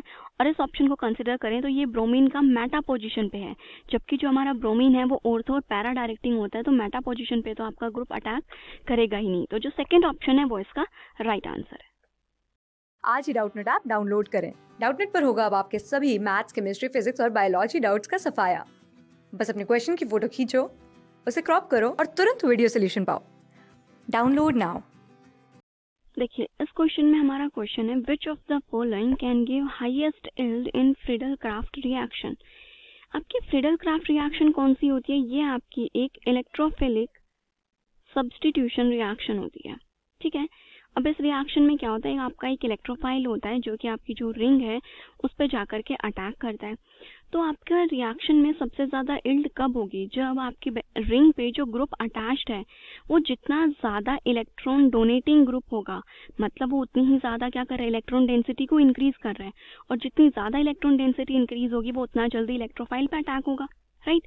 अब यहाँ पे देखें तो देखिए ये जो ग्रुप है CuNH2, ये तो कैसा है, आपका इलेक्ट्रॉन विड्रॉइंग ग्रुप है। ये क्या कर रहा है, डेंसिटी को डिक्रीज कर रहा है, तो इस केस में तो हमारी फ्रीडल-क्राफ्ट रिएक्शन में हाईएस्ट यील्ड नहीं आएगी। क्लोरीन की बात करें तो देखिए रेजोनेंस से तो इलेक्ट्रॉन डोनेट कर रहा है, बट ये अपना -I इफेक्ट भी तो लगा रहा है, तो इसमें भी ज़्यादा यील्ड नहीं आएगी। इन दोनों केसेस में बात करें तो देखिए OH भी इलेक्ट्रॉन डोनेट कर रहा है और नाइट्रोजन भी आपका इलेक्ट्रॉन डोनेट कर रहा है। अब आप लोग सोच रहे होंगे कि नाइट्रोजन और ऑक्सीजन में अगर इलेक्ट्रोनेगेटिविटी की बात करें तो जो ऑक्सीजन की इलेक्ट्रोनेगेटिविटी होती है वो नाइट्रोजन की इलेक्ट्रोनेगेटिविटी से क्या होती है, ज़्यादा। तो आपको लग रहा होगा कि जो NH2 ग्रुप है ये क्या करेगा, ज़्यादा इलेक्ट्रॉन डोनेट करेगा बेंजीन रिंग को। बट जब आप फ्रीडल क्राफ्ट रिएक्शन कराते हैं तो हमारी रिएक्शन क्या होती है, देखिए ये है आपका NH2 ग्रुप, ठीक है। अगर आप रिएक्शन करा रहे हैं तो यहाँ पे होगा आपका RX और AlCl3, और जो ये AlCl3 है ये क्या होता है, हमारा एक लुईस एसिड होता है। लुईस एसिड वो होते हैं जो कि क्या होता है, आपकी इलेक्ट्रॉन डेफिशिएंट स्पीशीज होती हैं, ठीक है। अब NH2 के पास क्या प्रेजेंट है, इलेक्ट्रॉन प्रेजेंट है, तो NH2 क्या करता है, इस AlCl3 को अपना इलेक्ट्रॉन डोनेट कर देता है और ये यहाँ पे एनिलीनियम आयन बना लेता है। तो जो आपका एनिलीन है ये तो फ्रीडल क्राफ्ट रिएक्शन जो है वो शो ही नहीं करता, एनिलीन की फ्रीडल क्राफ्ट रिएक्शन शो नहीं होती क्योंकि NH2 ग्रुप लुईस एसिड को डोनेट करके एनिलीनियम आयन बना लेता है। तो हमारा जो एक ऑप्शन बच रहा है वो सिर्फ क्या है, OH, जो कि बेंजीन रिंग पे रेजोनेंस के थ्रू अपनी इलेक्ट्रॉन डेंसिटी को इंक्रीज करेगा और यहाँ पे फ्रीडल क्राफ्ट रिएक्शन में सबसे ज़्यादा यील्ड आपको मिलेगी। तो जो सेकेंड ऑप्शन है वो इसका राइट आंसर है। आज ही डाउटनेट ऐप डाउनलोड करें। डाउटनेट पर होगा अब आपके सभी मैथ्स, केमिस्ट्री, फिजिक्स और बायोलॉजी डाउट्स का सफाया। बस अपने क्वेश्चन की फोटो खींचो, उसे क्रॉप करो और तुरंत वीडियो सोल्यूशन पाओ। Download now. देखिए इस क्वेश्चन में हमें एक रिएक्शन दे रखी है, ये क्या है, आपका कीटोन है। इसकी सबसे पहले रिएक्शन करा रहे हैं हम किसके साथ, ग्रिग्नार्ड रिएजेंट के साथ। तो देखिए ये क्या प्रेजेंट है, आपका CH ग्रुप, इससे 2 मिथाइल ग्रुप्स अटैच्ड है, ठीक है। देन ये है आपका कीटोन और ये है CH3। अब हमें पता है कि जो आपका ग्रिग्नार्ड रिएजेंट होता है इसमें जो आपका R ग्रुप होता है, जो भी आपका अल्काइल ग्रुप है उस पे होता है नेगेटिव चार्ज, ठीक है, और इस पे आपका पॉजिटिव चार्ज होता है। तो ये जो R ग्रुप है ये किसकी तरह बिहेव करता है, एक न्यूक्लियोफाइल की तरह बिहेव करता है। तो यहाँ पे जो आपका इथाइल ग्रुप है ये क्या करेगा, एज अ न्यूक्लियोफाइल यहाँ पे अटैक करेगा और ये बॉन्ड यहाँ पे शिफ्ट हो जाएगा। तो ये कंपाउंड आपका क्या बन जाएगा, ये हो गया आपका CH3 देन क्या आएगा CO। अब यहाँ पे O नेगेटिव था तो इसके साथ आकर के अटैच होता है MgBr जो कि आपका पॉजिटिवली चार्ज्ड है। इथाइल ग्रुप मतलब ये हो गया आपका CH2 CH3 और देन CH3। देन जो आपका सेकंड स्टेप है, सेकंड स्टेप में इसने क्या बोला कि आप हाइड्रोलिसिस कर दीजिए। तो जब हम यहाँ पे हाइड्रोलिसिस कर देंगे तो उसके बाद जो हमारा कंपाउंड बनेगा ये हो जाएगा आपका CH3 CH3, ये क्या है आपका CH2 CH3 एंड देन यहाँ पे CH3। हाइड्रोलिसिस में ये जो है ये MgBr यहाँ से चला जाएगा और यहाँ पे क्या आएगा H पॉजिटिव, तो ये क्या बन गया आपका OH। नेक्स्ट स्टेप में बोल रहे हैं कि H2SO4 के साथ रिएक्शन करा के आपको इसको हीट करना है। तो जब आप इसको H2SO4 के साथ रिएक्शन कराएंगे तो H2SO4 का मतलब क्या हो गया कि जो आपका H पॉजिटिव है आयन पे आपका जो अल्कोहल है वो क्या कर देगा, अटैक करेगा और यहाँ पे क्या बनाएगा, आपका वाटर बनाएगा और लास्ट में जो आपका वाटर है वो भी यहाँ से निकल जाएगा। तो ये कुछ इस टाइप से प्रोसीड करेगा, CH3 CH3 यहाँ पे बन गया आपका OH2 पॉजिटिव, ठीक है। देन है आपका इधर CH3 CH2 CH3। जब आप इसको हीट करेंगे तो यहाँ से जो ये आपका वाटर मॉलिक्यूल है ये एलिमिनेट हो जाएगा और वाटर मॉलिक्यूल एलिमिनेट होने के बाद एक कार्बोकैटायन की फॉर्मेशन हो जाएगी। तो ये हो गया CH3 CH3 CH2 CH3। देखिए अब जो ये कार्बोकैटायन बनी है ये क्या है, हमारी एक 3 डिग्री कार्बोकैटायन है जो कि स्टेबल होती है। तो यहाँ पे आपकी कोई रीअरेंजमेंट रिएक्शन नहीं होगी, बट अब हमें ये देखना है कि हमारी एल्कीन कौन सी फॉर्म होगी, ठीक है। एक पॉसिबिलिटी है कि यहाँ से हाइड्रोजन अब्स्ट्रैक्ट करें, बट हमें ये भी पता है कि जो भी हमारी एल्कीन होती है वो कौन सी ज़्यादा स्टेबल होती है, मोर सब्सटीट्यूटेड एल्कीन क्या होती है, हमारी ज़्यादा स्टेबल होती है, ठीक है। तो अगर यहाँ पे कंसिडर करें तो यहाँ पे आपकी ज़्यादा सब्सटीट्यूटेड एल्कीन नहीं बनेगी। यहाँ पे देखेंगे तो तब भी एक हाइड्रोजन बचेगा, बट अगर यहाँ पे जो आपका हाइड्रोजन प्रेजेंट है, मान लीजिए मैं इस हाइड्रोजन को ऐसे ओपन अप करके लगाऊं, तो ये हाइड्रोजन जब यहाँ पे निकल जाएगा और एल्कीन की फॉर्मेशन होगी तो ये टेट्रा सब्सटीट्यूटेड एल्कीन बनेगी। देखिए C डबल बॉन्ड C, इस कार्बन पे क्या प्रेजेंट है, आपके 2 मिथाइल ग्रुप्स प्रेजेंट है, ठीक है। इस कार्बन पे एक मिथाइल ग्रुप है और एक क्या है आपका इथाइल ग्रुप।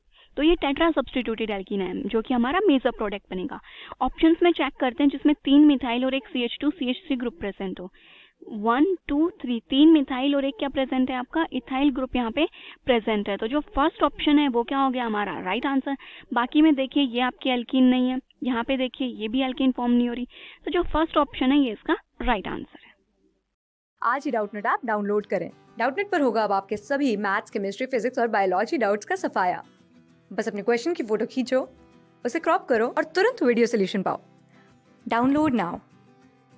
देखिए इस क्वेश्चन में बोला है विच of the following is correct order for heat of combustion. कौन सा कंपाउंड है जिसका हीट ऑफ कंबशन का जो ऑर्डर है वो बिल्कुल करेक्ट है। ठीक है, तो जो आपकी हीट ऑफ कंबशन होती है ये आपकी इन्वर्सली प्रोपोर्शनल होती है स्टेबिलिटी के, एल्कीन की स्टेबिलिटी के, कि जितनी ज़्यादा एल्कीन स्टेबल होगी उतनी ही कम हीट ऑफ कंबशन होगी। देखिए हम कोई भी मॉलिक्यूल की बात करते हैं तो जितना ज़्यादा वो स्टेबल होता है उसकी एनर्जी उतनी ही क्या होती है, कम होती है। ठीक है, तो सेम वही कॉन्सेप्ट आपको यहाँ पे लगाना है।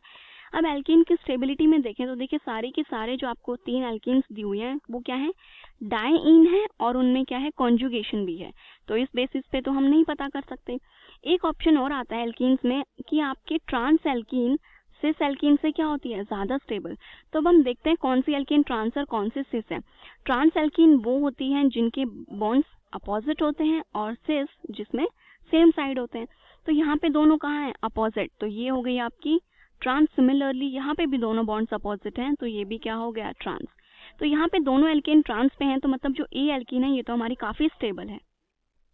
अगर बी में देखें ये दोनों बॉन्ड आपके क्या है, सेम साइड, तो ये तो सिस हो गई बट इस एल्कीन के कॉरस्पॉन्डिंग ये क्या है, ट्रांस। तो मतलब ए जो एल्कीन है ये आपकी बी एल्कीन से ज़्यादा स्टेबल है। ये कि हम क्या बात कर रहे हैं, स्टेबिलिटी की। ठीक है, ए ज़्यादा स्टेबल है क्योंकि यहाँ पे दोनों एल्कीन ट्रांस और यहाँ पे सिर्फ एक ही ट्रांस है। सी में देखें तो देखिए ये एल्कीन भी क्या हो गई, सिस, और ये एल्कीन भी क्या है, सिस। दोनों ही डबल बॉन्ड के कॉरस्पॉन्डिंग हमारी एल्कीन सिस आ रही है, तो मतलब जो सी है वो तो सबसे कम स्टेबल होगा। तो ये आ गया हमारा स्टेबिलिटी का ऑर्डर। जो स्टेबिलिटी का ऑर्डर आया है उससे जस्ट रिवर्स आपका हीट ऑफ कंबशन आएगा, क्योंकि स्टेबिलिटी के इन्वर्सली प्रोपोर्शनल होता है हीट ऑफ कंबशन। तो सबसे ज़्यादा हीट ऑफ कंबशन आएगी सी की, देन बी की, देन ए की। ये आपका हीट ऑफ कंबशन का ऑर्डर आ गया। ऑप्शंस में देखें तो जो फर्स्ट ऑप्शन है ये इसका राइट आंसर है। आज ही डाउटनेट ऐप डाउनलोड करें। डाउटनेट पर होगा अब आपके सभी मैथ्स, केमिस्ट्री, फिजिक्स और बायोलॉजी डाउट्स का सफाया। बस अपने क्वेश्चन की फोटो खींचो, उसे क्रॉप करो और तुरंत वीडियो सोल्यूशन पाओ। Download now. इस क्वेश्चन में है right the correct order of basicity. यहाँ पे हमें बेसिसिटी का बिल्कुल करेक्ट ऑर्डर बताना है कि क्या होगा। तो देखिए जो बेसिसिटी है ये आपकी किस चीज़ पे डिपेंड करती है। Basicity is directly proportional to कि आपके इलेक्ट्रॉन डोनेटिंग ग्रुप्स पे। इलेक्ट्रॉन डोनेटिंग ग्रुप मतलब जितनी ज़्यादा हाई आपकी इलेक्ट्रॉन डेंसिटी होगी उतनी ही ज़्यादा क्या होने वाली है, आपकी बेसिसिटी होने वाली है। ठीक है, और दूसरी चीज़ आपकी जो मतलब कोई भी एटम के इलेक्ट्रॉन डोनेट करने की जितनी ज़्यादा टेंडेंसी होगी उतनी ज़्यादा बेसिसिटी होगी।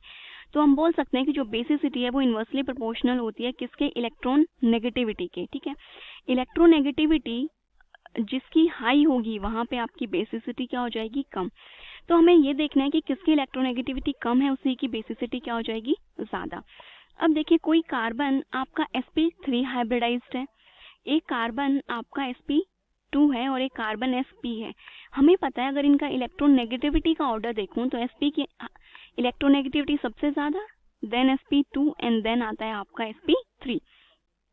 तो यहाँ पे जो ये आपका कार्बन है ये sp3 हाइब्रिडाइज्ड है, ये कार्बन भी आपका इट्स sp, ये भी sp हाइब्रिडाइज्ड है। तो इनकी बेसिसिटी क्या हो गई, कम, क्योंकि इनके हाइब्रिडाइजेशन ज़्यादा है। ठीक है, ये जो नेगेटिव चार्ज है आपका ये किस में है, कॉन्जुगेशन में है, राइट। तो इस वजह से कॉन्जुगेशन में अपने इलेक्ट्रॉन्स देने की वजह से इसकी भी बेसिसिटी कम हो गई। बट यहाँ पे आपका जो कार्बन है वो डबली बॉन्डेड है ये वाला, तो ये sp2 हाइब्रिडाइजेशन है बट sp से तो ज़्यादा होगी। ठीक है, तो मतलब D जो है इसकी ज़्यादा होगी C और E से। C और E में अगर देखा जाए कि किसकी ज़्यादा होगी तो जो नाइट्रोजन है इसकी इलेक्ट्रोनेगेटिविटी क्या होती है, जो साइनाइड जो है ये हमें पता है कि ज़्यादा इलेक्ट्रॉन विड्रॉइंग ग्रुप होता है। ठीक है, डोनेटिंग नहीं होता, इसका इंडक्टिव इफेक्ट भी हमें पता है ज़्यादा होता है। तो जो साइनाइड है ये इसकी इलेक्ट्रॉन देने की टेंडेंसी कम है इसके कंपैरिजन में। तो देन आएगा आपका E और देन आएगा C। ठीक है, इनका तो ये ऑर्डर हो गया। A और B में देखें तो हमारे दोनों ही कार्बन क्या है, sp3 हाइब्रिडाइज्ड। sp3 हाइब्रिडाइज्ड हैं तो मतलब इनकी बेसिसिटी क्या होगी, इन तीनों से तो ज़्यादा होगी। इन दोनों में देखें तो यहाँ पे कार्बन सिर्फ CH3 है, बट इस कार्बन पे 3 मिथाइल ग्रुप्स हैं जो कि +I इंडक्टिव इफेक्ट से इलेक्ट्रॉन डेंसिटी को इंक्रीज कर रहे हैं। जितनी ज़्यादा इलेक्ट्रॉन डेंसिटी होगी उतनी ही ज़्यादा क्या होगी, हमारी बेसिसिटी होगी। तो मतलब A की B से भी ज़्यादा होगी, तो ये हो गया आपका बेसिसिटी का ऑर्डर, क्योंकि ये दोनों कार्बन आपके sp3 हाइब्रिडाइज्ड हैं, ये sp2 है और ये sp है, और इलेक्ट्रोनेगेटिविटी के बेसिसिटी इन्वर्सली प्रोपोर्शनल होती है। तो अगर ऑप्शंस देखें तो देखिए जो फर्स्ट ऑप्शन है ये इसका राइट आंसर है। आज ही डाउटनेट ऐप डाउनलोड करें। डाउटनेट पर होगा अब आपके सभी मैथ्स, केमिस्ट्री, फिजिक्स और बायोलॉजी डाउट्स का सफाया। बस अपने क्वेश्चन की फोटो खींचो, उसे क्रॉप करो और तुरंत वीडियो सोल्यूशन पाओ। Download now. इस क्वेश्चन में हमें दे रखा है A, B, C and D are 4 artificial sweeteners. कह रहा है कि A, B, C, D 4 artificial sweeteners हैं, उनके बारे में कुछ इन्फॉर्मेशन दे रखी है। कह रहा है A और जो D हैं वो पॉजिटिव टेस्ट दे रहे हैं किसके साथ, निनहाइड्रीन के साथ। जो C है वो प्रेसिपिटेट बनाता है AgNO3 के साथ in Lassaigne extract of the sugar. B और जो D है वो पॉजिटिव टेस्ट दे रहे हैं सोडियम नाइट्रोप्रोसाइड के साथ। देखिए निनहाइड्रीन टेस्ट की अगर बात करूं तो जो आपके अमीनो एसिड्स होते हैं वो क्या करते हैं, निनहाइड्रीन टेस्ट को पॉजिटिव देते हैं, या फिर बोलें कि जो प्रोटीन्स होते हैं आपके वो निनहाइड्रीन टेस्ट पॉजिटिव देते हैं। ठीक है, तो मतलब A और D में हमारा जो प्रोटीन में मतलब कि NH2 ग्रुप भी प्रेजेंट होना चाहिए और कार्बोक्सिलिक ग्रुप अगर प्रेजेंट है तो वो निनहाइड्रीन टेस्ट पॉजिटिव देगा। AgNO3 के साथ प्रेसिपिटेट बना रहा है, मतलब कोई ना कोई आपका यहाँ पे हैलोजन प्रेजेंट है। ठीक है, इसमें बोल रहा है कि जो आपका सोडियम नाइट्रोप्रोसाइड जो टेस्ट है ये पॉजिटिव दे रहा है। तो जो आपका सोडियम नाइट्रोप्रोसाइड टेस्ट है ये कौन पॉजिटिव देता है, जिसमें आपका सल्फर एटम प्रेजेंट होता है। मतलब यहाँ पे क्या प्रेजेंट है, आपका सल्फर एटम। ये इन्फॉर्मेशन हमें इन टेस्ट से मिली। अब इसके लिए पहले हमें इन कंपाउंड्स का क्या पता होना चाहिए, स्ट्रक्चर पता होनी चाहिए, तभी तो हम पता कर सकते हैं। तो सबसे पहले अगर हम स्ट्रक्चर ड्रॉ करें तो देखिए यहाँ पे जो फर्स्ट ऑप्शन में हमें देख रहा है दैट इज सैकरीन। सैकरीन की अगर स्ट्रक्चर की बात करूं तो ये कुछ इस टाइप से होती है। ये आपकी एक बेंजीन रिंग होती है। ठीक है, देन होता है आपका C double bond O NH, okay, and then यहाँ पे SO2 ग्रुप। ये होती है आपकी सैकरीन की स्ट्रक्चर। ठीक है, अब देखिए जो सैकरीन है यहाँ पे क्या प्रेजेंट है, आपका सल्फर एटम प्रेजेंट, और सल्फर एटम के लिए कौन सा टेस्ट पॉजिटिव आ रहा है, सोडियम नाइट्रोप्रोसाइड टेस्ट पॉजिटिव देगा। तो ये कंपाउंड या तो आपका B हो सकता है या फिर क्या हो सकता है, D। नेक्स्ट स्ट्रक्चर बनाते हैं हम एस्पार्टेन की। तो जो आपका एस्पार्टेन की स्ट्रक्चर होती है इसमें प्रेजेंट होता है आपका कार्बोक्सिलिक एसिड, देन आता है आपका यहाँ पे CH2CH, यहाँ पे क्या प्रेजेंट होता है आपका NH2 ग्रुप। एक्चुअली इसमें आपका एस्पार्टिक एसिड और जो आपका फिनाइल एनालिन होता है इन दोनों का कॉम्बिनेशन होता है। यहाँ पे आपकी फिनाइल रिंग होती है, देन COOCH3। अब देखिए इस कंपाउंड में अगर आप देखेंगे तो कार्बोक्सिलिक एसिड ग्रुप भी प्रेजेंट है, NH2 ग्रुप भी प्रेजेंट है। तो ये तो आपका निनहाइड्रीन टेस्ट पॉजिटिव देगा, और अगर ये निनहाइड्रीन टेस्ट पॉजिटिव देगा तो ये आपका A भी हो सकता है और क्या भी हो सकता है, आपका D भी हो सकता है, राइट, क्योंकि निनहाइड्रीन टेस्ट कौन पॉजिटिव दे रहा है, A और D। ठीक है, बट एक इन्फॉर्मेशन दे रखी थी कि जो आपका D है वो सोडियम नाइट्रोप्रोसाइड टेस्ट भी देगा, बट इसमें आपके पास सल्फर तो प्रेजेंट ही नहीं है। तो ये कंफर्म हो गया कि जो आपका एस्पार्टेन है वो क्या होने वाला है, A। ये क्या है आपका एस्पार्टेन की स्ट्रक्चर। तो A में जहाँ पे एस्पार्टेन है हम उन ऑप्शंस पर रिलाई करते हैं। सेकेंड और फोर्थ ऑप्शन पॉसिबल है, फर्स्ट और जो थर्ड ऑप्शन है वो तो हमारे बिल्कुल भी पॉसिबल नहीं है। ठीक है, A एस्पार्टेन है वो हमें पता चल चुका है, D हमें देखने की ज़रूरत ही नहीं है। देखिए ऑप्शंस में पहले ही दोनों में सेम ऑप्शन दे रखा है। ठीक है, सैकरीन जो है वो हमने बोला था B या D हो सकता है, तो यहीं से हमारा क्वेश्चन वैसे सॉल्व हो सकता है कि जो आपका B है वो D तो ऑलरेडी इनके में सेम है, तो B आपका क्या होगा, सैकरीन, और C सुक्रालोज। तो मतलब जो सेकंड ऑप्शन है वो इसका करेक्ट आंसर है।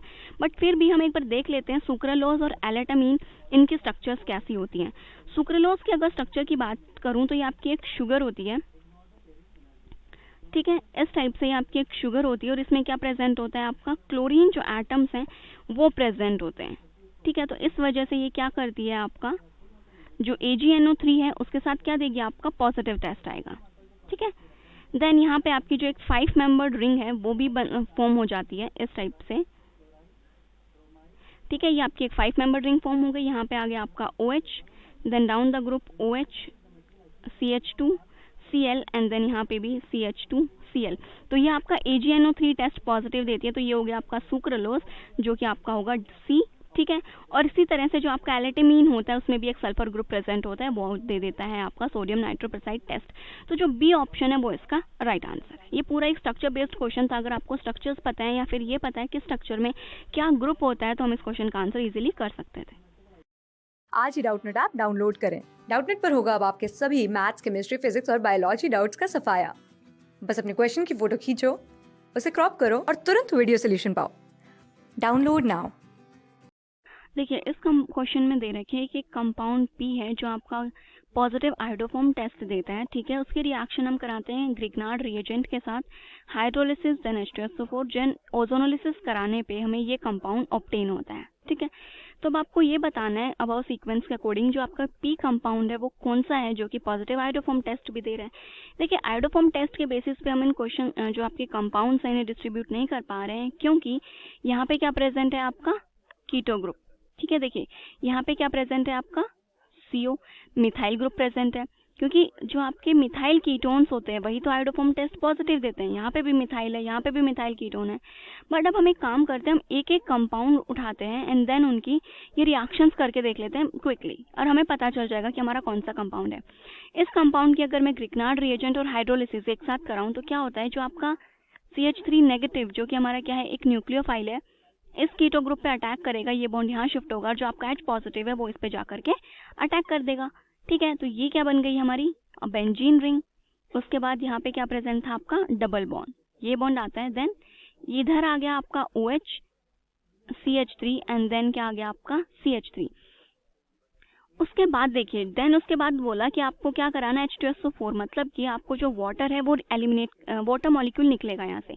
तो यहाँ से तो वाटर मॉलिक्यूल निकलेगा नहीं, तो मतलब ये OH और इस कार्बन का एक हाइड्रोजन जो वाटर मॉलिक्यूल को निकाल देंगे तो क्या बन जाएगा, ठीक है। तो आपका जो कंपाउंड है वो कुछ इस टाइप से आ जाएगा। ये हो गया आपका CH3 डबल बॉन्ड CH2। अब हमें इसकी क्या करानी है, एक ओजोनोलिसिस करानी है, ठीक है। तो जब आप ओजोनोलिसिस कराएंगे तो जो आपके बॉन्ड्स हैं, एक बॉन्ड यहाँ से ब्रेक हो जाएगा और एक बॉन्ड यहाँ से ब्रेक हो जाएगा।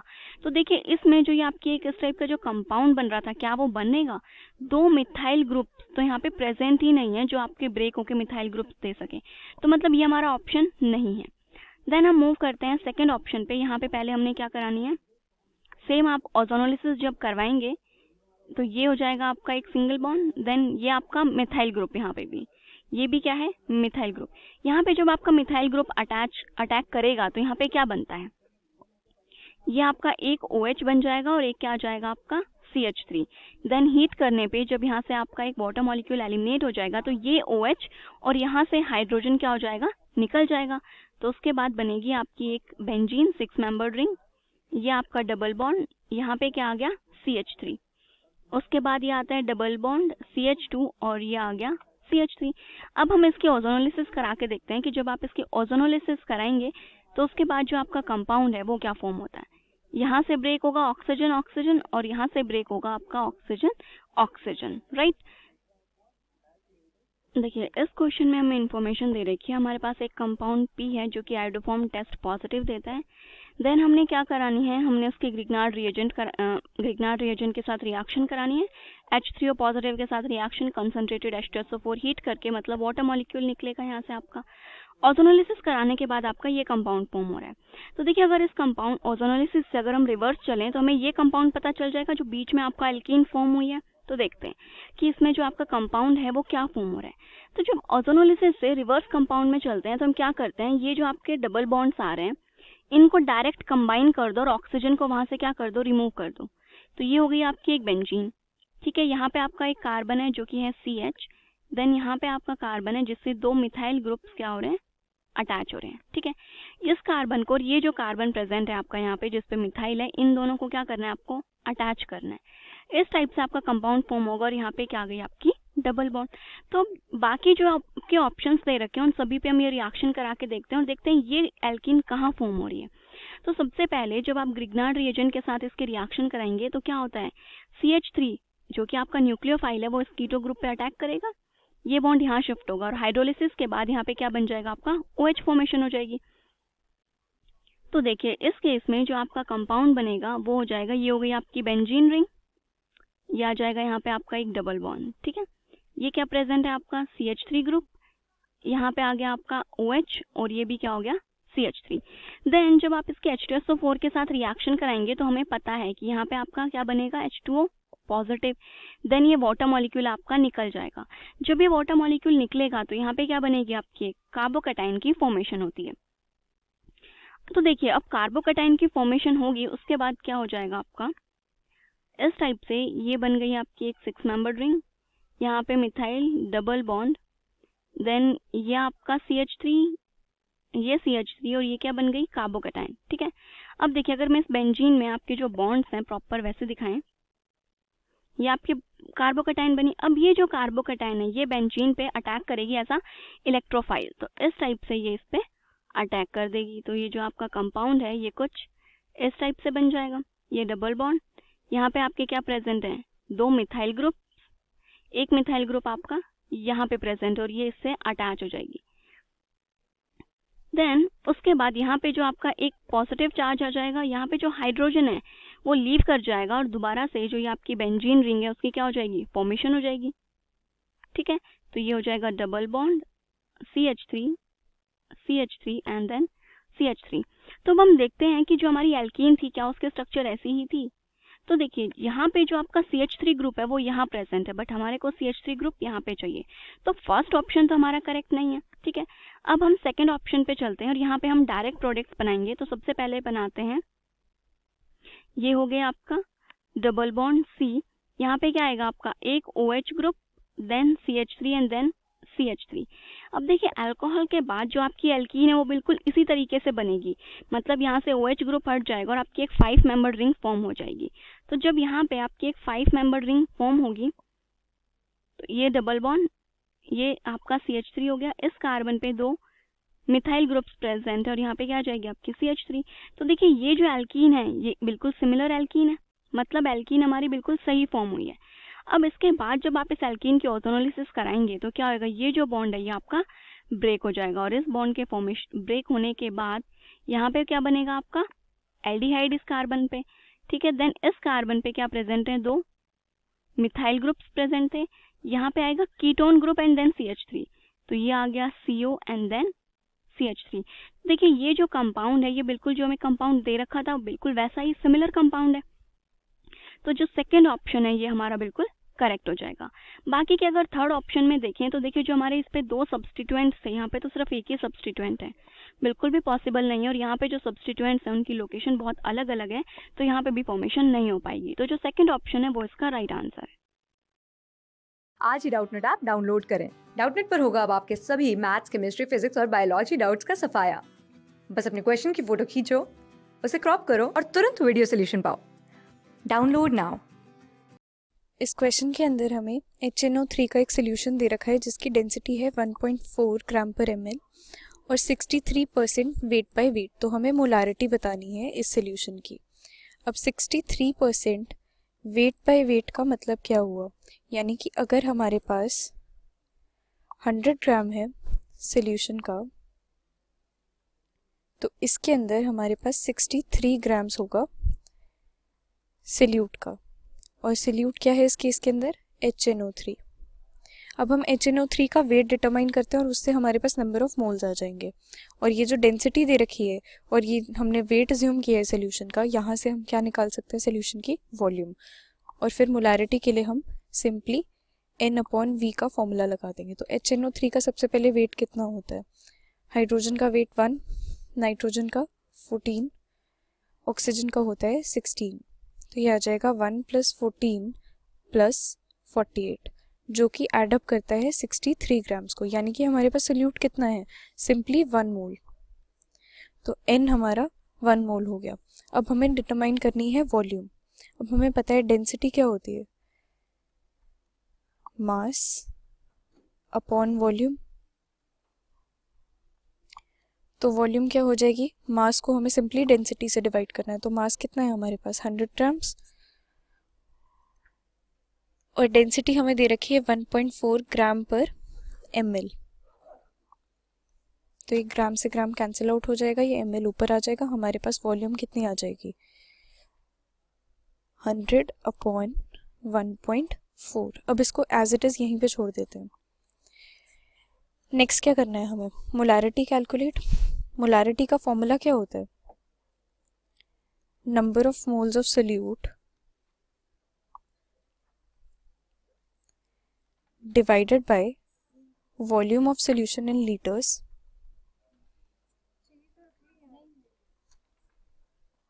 सो बेसिकली हमारे पास नंबर ऑफ मोल्स कितने हैं 1, वॉल्यूम कितनी है हमारी 100 डिवाइडेड बाय 1.4, राइट। अब ये पूरा 1000 से भी डिवाइड होगा क्योंकि हमें इसको लीटर्स के अंदर कन्वर्ट करना है, तो ये हमारे कैंसिल आउट हुए, ये इधर आ जाएगा और ये दोनों ऊपर शिफ्ट हो जाएंगे। सो हमारे पास बचेगा 1.4 इंटू 10 जो कि होता है 14। तो इसकी मोलारिटी कितनी हो गई 14 मोलर्स। आज ही डाउटनेट ऐप डाउनलोड करें। डाउटनेट पर होगा अब आपके सभी मैथ्स, केमिस्ट्री, फिजिक्स और बायोलॉजी डाउट्स का सफाया। बस अपने क्वेश्चन की फोटो खींचो, उसे क्रॉप करो और तुरंत वीडियो सोल्यूशन पाओ। Download now. हमारा क्वेश्चन है determine degree of hardness in term of ppm। ppm क्या है, पार्ट पर million of CaCO3 of 10 to the power -3 molar MgSO4 solution. तो देखो यहाँ पे सॉल्यूट CaCO3 है और सॉल्वेंट क्या है हमारा MgSO4। तो MgSO4 के 1 लीटर में 10 to the power -3 moles of CaCO3 है। यही हुआ इसका मतलब 10 to the power -3 molar MgSO4 solution का मतलब क्या हुआ कि 10 to the power -3 moles of solute. Solute क्या है हमारा CaCO3। तो 10 to the power -3 moles of CaCO3 is present in 1 liter और 10 to the power 3 centimetre cube of MgSO4। ठीक है, तो यहाँ से हमें पता चल गया कि 10 to the power -3 मोल है CaCO3 का। तो अमाउंट ऑफ CaCO3 क्या हो जाएगा, amount of CaCO3 is equal to 10 to the power -3 moles, और 1 मोल CaCO3 में कितना ग्राम होता है 100 ग्राम, यानी कि मॉलिक्यूलर मास ऑफ CaCO3 क्या होता है 100। सो इंटू 100 ग्राम, तो यहाँ से ये आ जाएगा 10 to the power -1 ग्राम। तो अब देखो in 1000 centimetre cube amount of CaCO3 is equal to 10 to the power - gram. अब देखो हमें मतलब समझना है ppm का, पार्ट पर मिलियन, यानी कि अमाउंट जितना भी अमाउंट दिया होगा मिलियन में कितना पार्ट है CaCO3 का। तो 10 to the power 3 में 10 to the power -1 gram of CaCO3 है। So in 10 to the power 6 centimetre cube amount of CaCO3 is equal to 10 to the power -1 upon 10 to the power 3 into 10 to the power 6।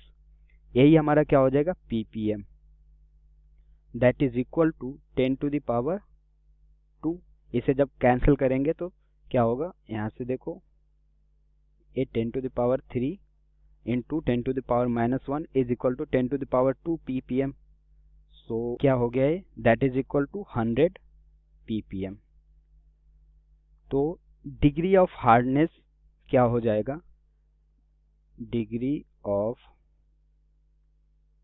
Hardness of CaCO3 in MgSO4 जो given solution है क्या हो जाएगा 100 part पर million.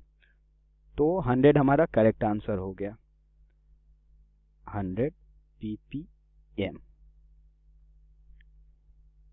आज ही Doubtnut app download करें। Doubtnut पर होगा अब आपके सभी मैथ्स, केमिस्ट्री, फिजिक्स और बायोलॉजी डाउट्स का सफाया। बस अपने क्वेश्चन की फोटो खींचो, उसे क्रॉप करो और तुरंत वीडियो सोल्यूशन पाओ। Download now. Hello students, question में हमें डिटरमाइन करना है अमाउंट ऑफ NaCl जिसको डिसॉल्व करना है 600 ग्राम वाटर में ताकि फ्रीजिंग पॉइंट डिक्रीज हो जाए बाय 0.2 डिग्री सेल्सियस। गिवन क्या है KF दैट इज़ 2 और डेंसिटी ऑफ वाटर दी हुई है 1 ग्राम पर ml।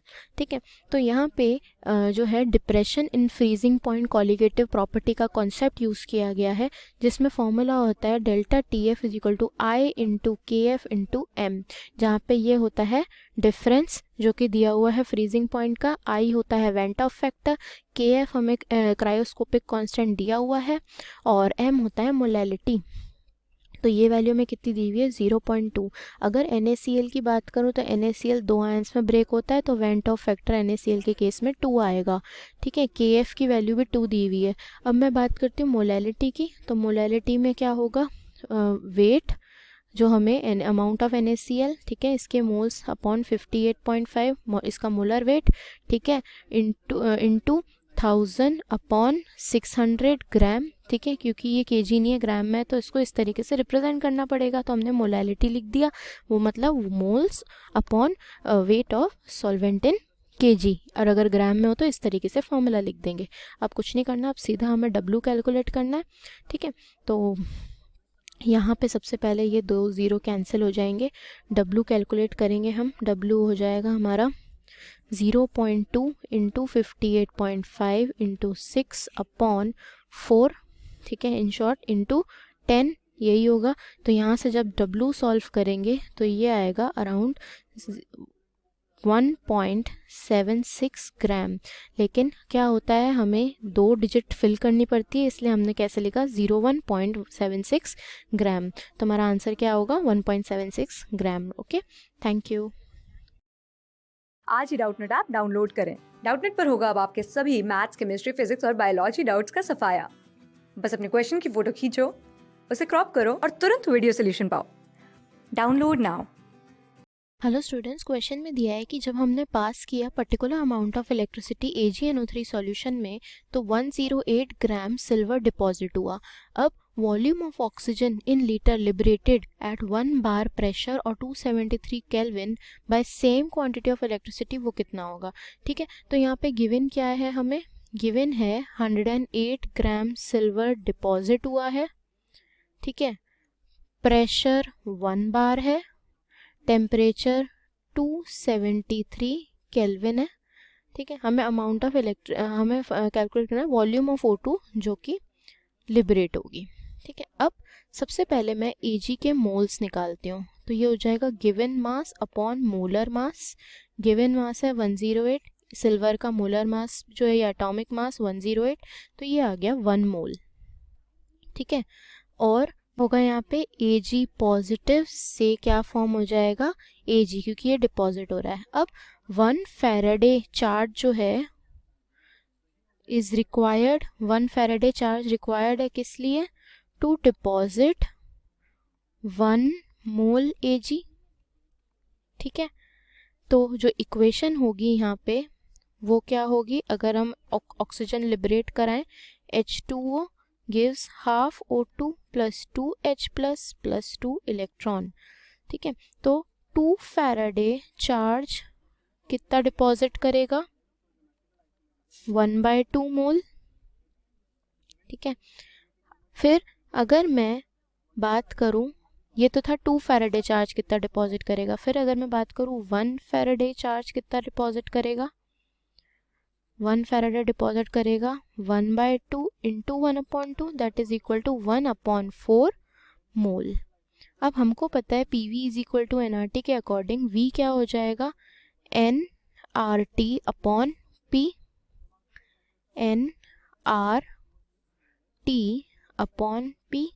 ठीक है, n क्या है यहाँ पे 1/4, R 0.08314, T 273, प्रेशर 1 दिया हुआ है। ठीक है, तो इसको जब सॉल्व करेंगे तो वॉल्यूम ऑफ O2 आएगा 1/4 इंटू 22.7, और इसको हम लिख सकते हैं 5.675 litre, that is equal to volume of O2। और अप टू 2 डेसिमल तक आंसर देना है, तो वॉल्यूम ऑफ O2 हो जाएगा 05.68 लीटर। ठीक है, ये हमारा आंसर हो जाएगा। Right, thank you. आज ही डाउटनेट ऐप डाउनलोड करें। डाउटनेट पर होगा अब आपके सभी मैथ्स, केमिस्ट्री, फिजिक्स और बायोलॉजी डाउट्स का सफाया। बस अपने क्वेश्चन की फोटो खींचो, उसे क्रॉप करो और तुरंत वीडियो सोल्यूशन पाओ। Download now. Hello students, question है find percentage nitrogen by mass in histamine. हमें क्या करना है, इसमें नाइट्रोजन की परसेंटेज निकालनी है बाय मास हिस्टामाइन में। ठीक है, तो हमें जो कंपाउंड दिया हुआ है वो है हिस्टामाइन, राइट। तो सबसे पहले हम देखेंगे हिस्टामाइन का स्ट्रक्चर क्या होता है। ठीक है, structure of histamine, right. Histamine का स्ट्रक्चर को अगर हम ध्यान से देखें तो इसमें, क्योंकि इसका नेम जो सजेस्ट कर रहा है, इसमें अमीन्स प्रेजेंट होते हैं। ठीक है, तो पहली बात तो ये एक 5 मेंबर्ड हम बनाएंगे रिंग, जिसमें फर्स्ट पोजीशन पे यहाँ पे आ जाता है हमारे पास में नाइट्रोजन। ठीक है, और यहाँ नाइट्रोजन जो है डबल बॉन्ड से अटैच्ड होता है। सेकंड पोजीशन पे कार्बन है, फिर ये आएगा हमारे पास नाइट्रोजन। यहाँ पे हमारे पास फिर आ जाएगा ऑल्टरनेट कार्बन। फिर यहाँ पे आता है हमारे पास में, यहाँ पे हम वैलेंसी पूरेंगे करेंगे नाइट्रोजन की, तो यहाँ हाइड्रोजन आ गया। यहाँ पे फिर कार्बन आएगा हमारे पास और ये डबल बॉन्ड से अटैच्ड होगा, और यहाँ पे आ जाएगा हमारे पास में नाइट्रोजन के साथ ये अटैच हो जाएगा जाके।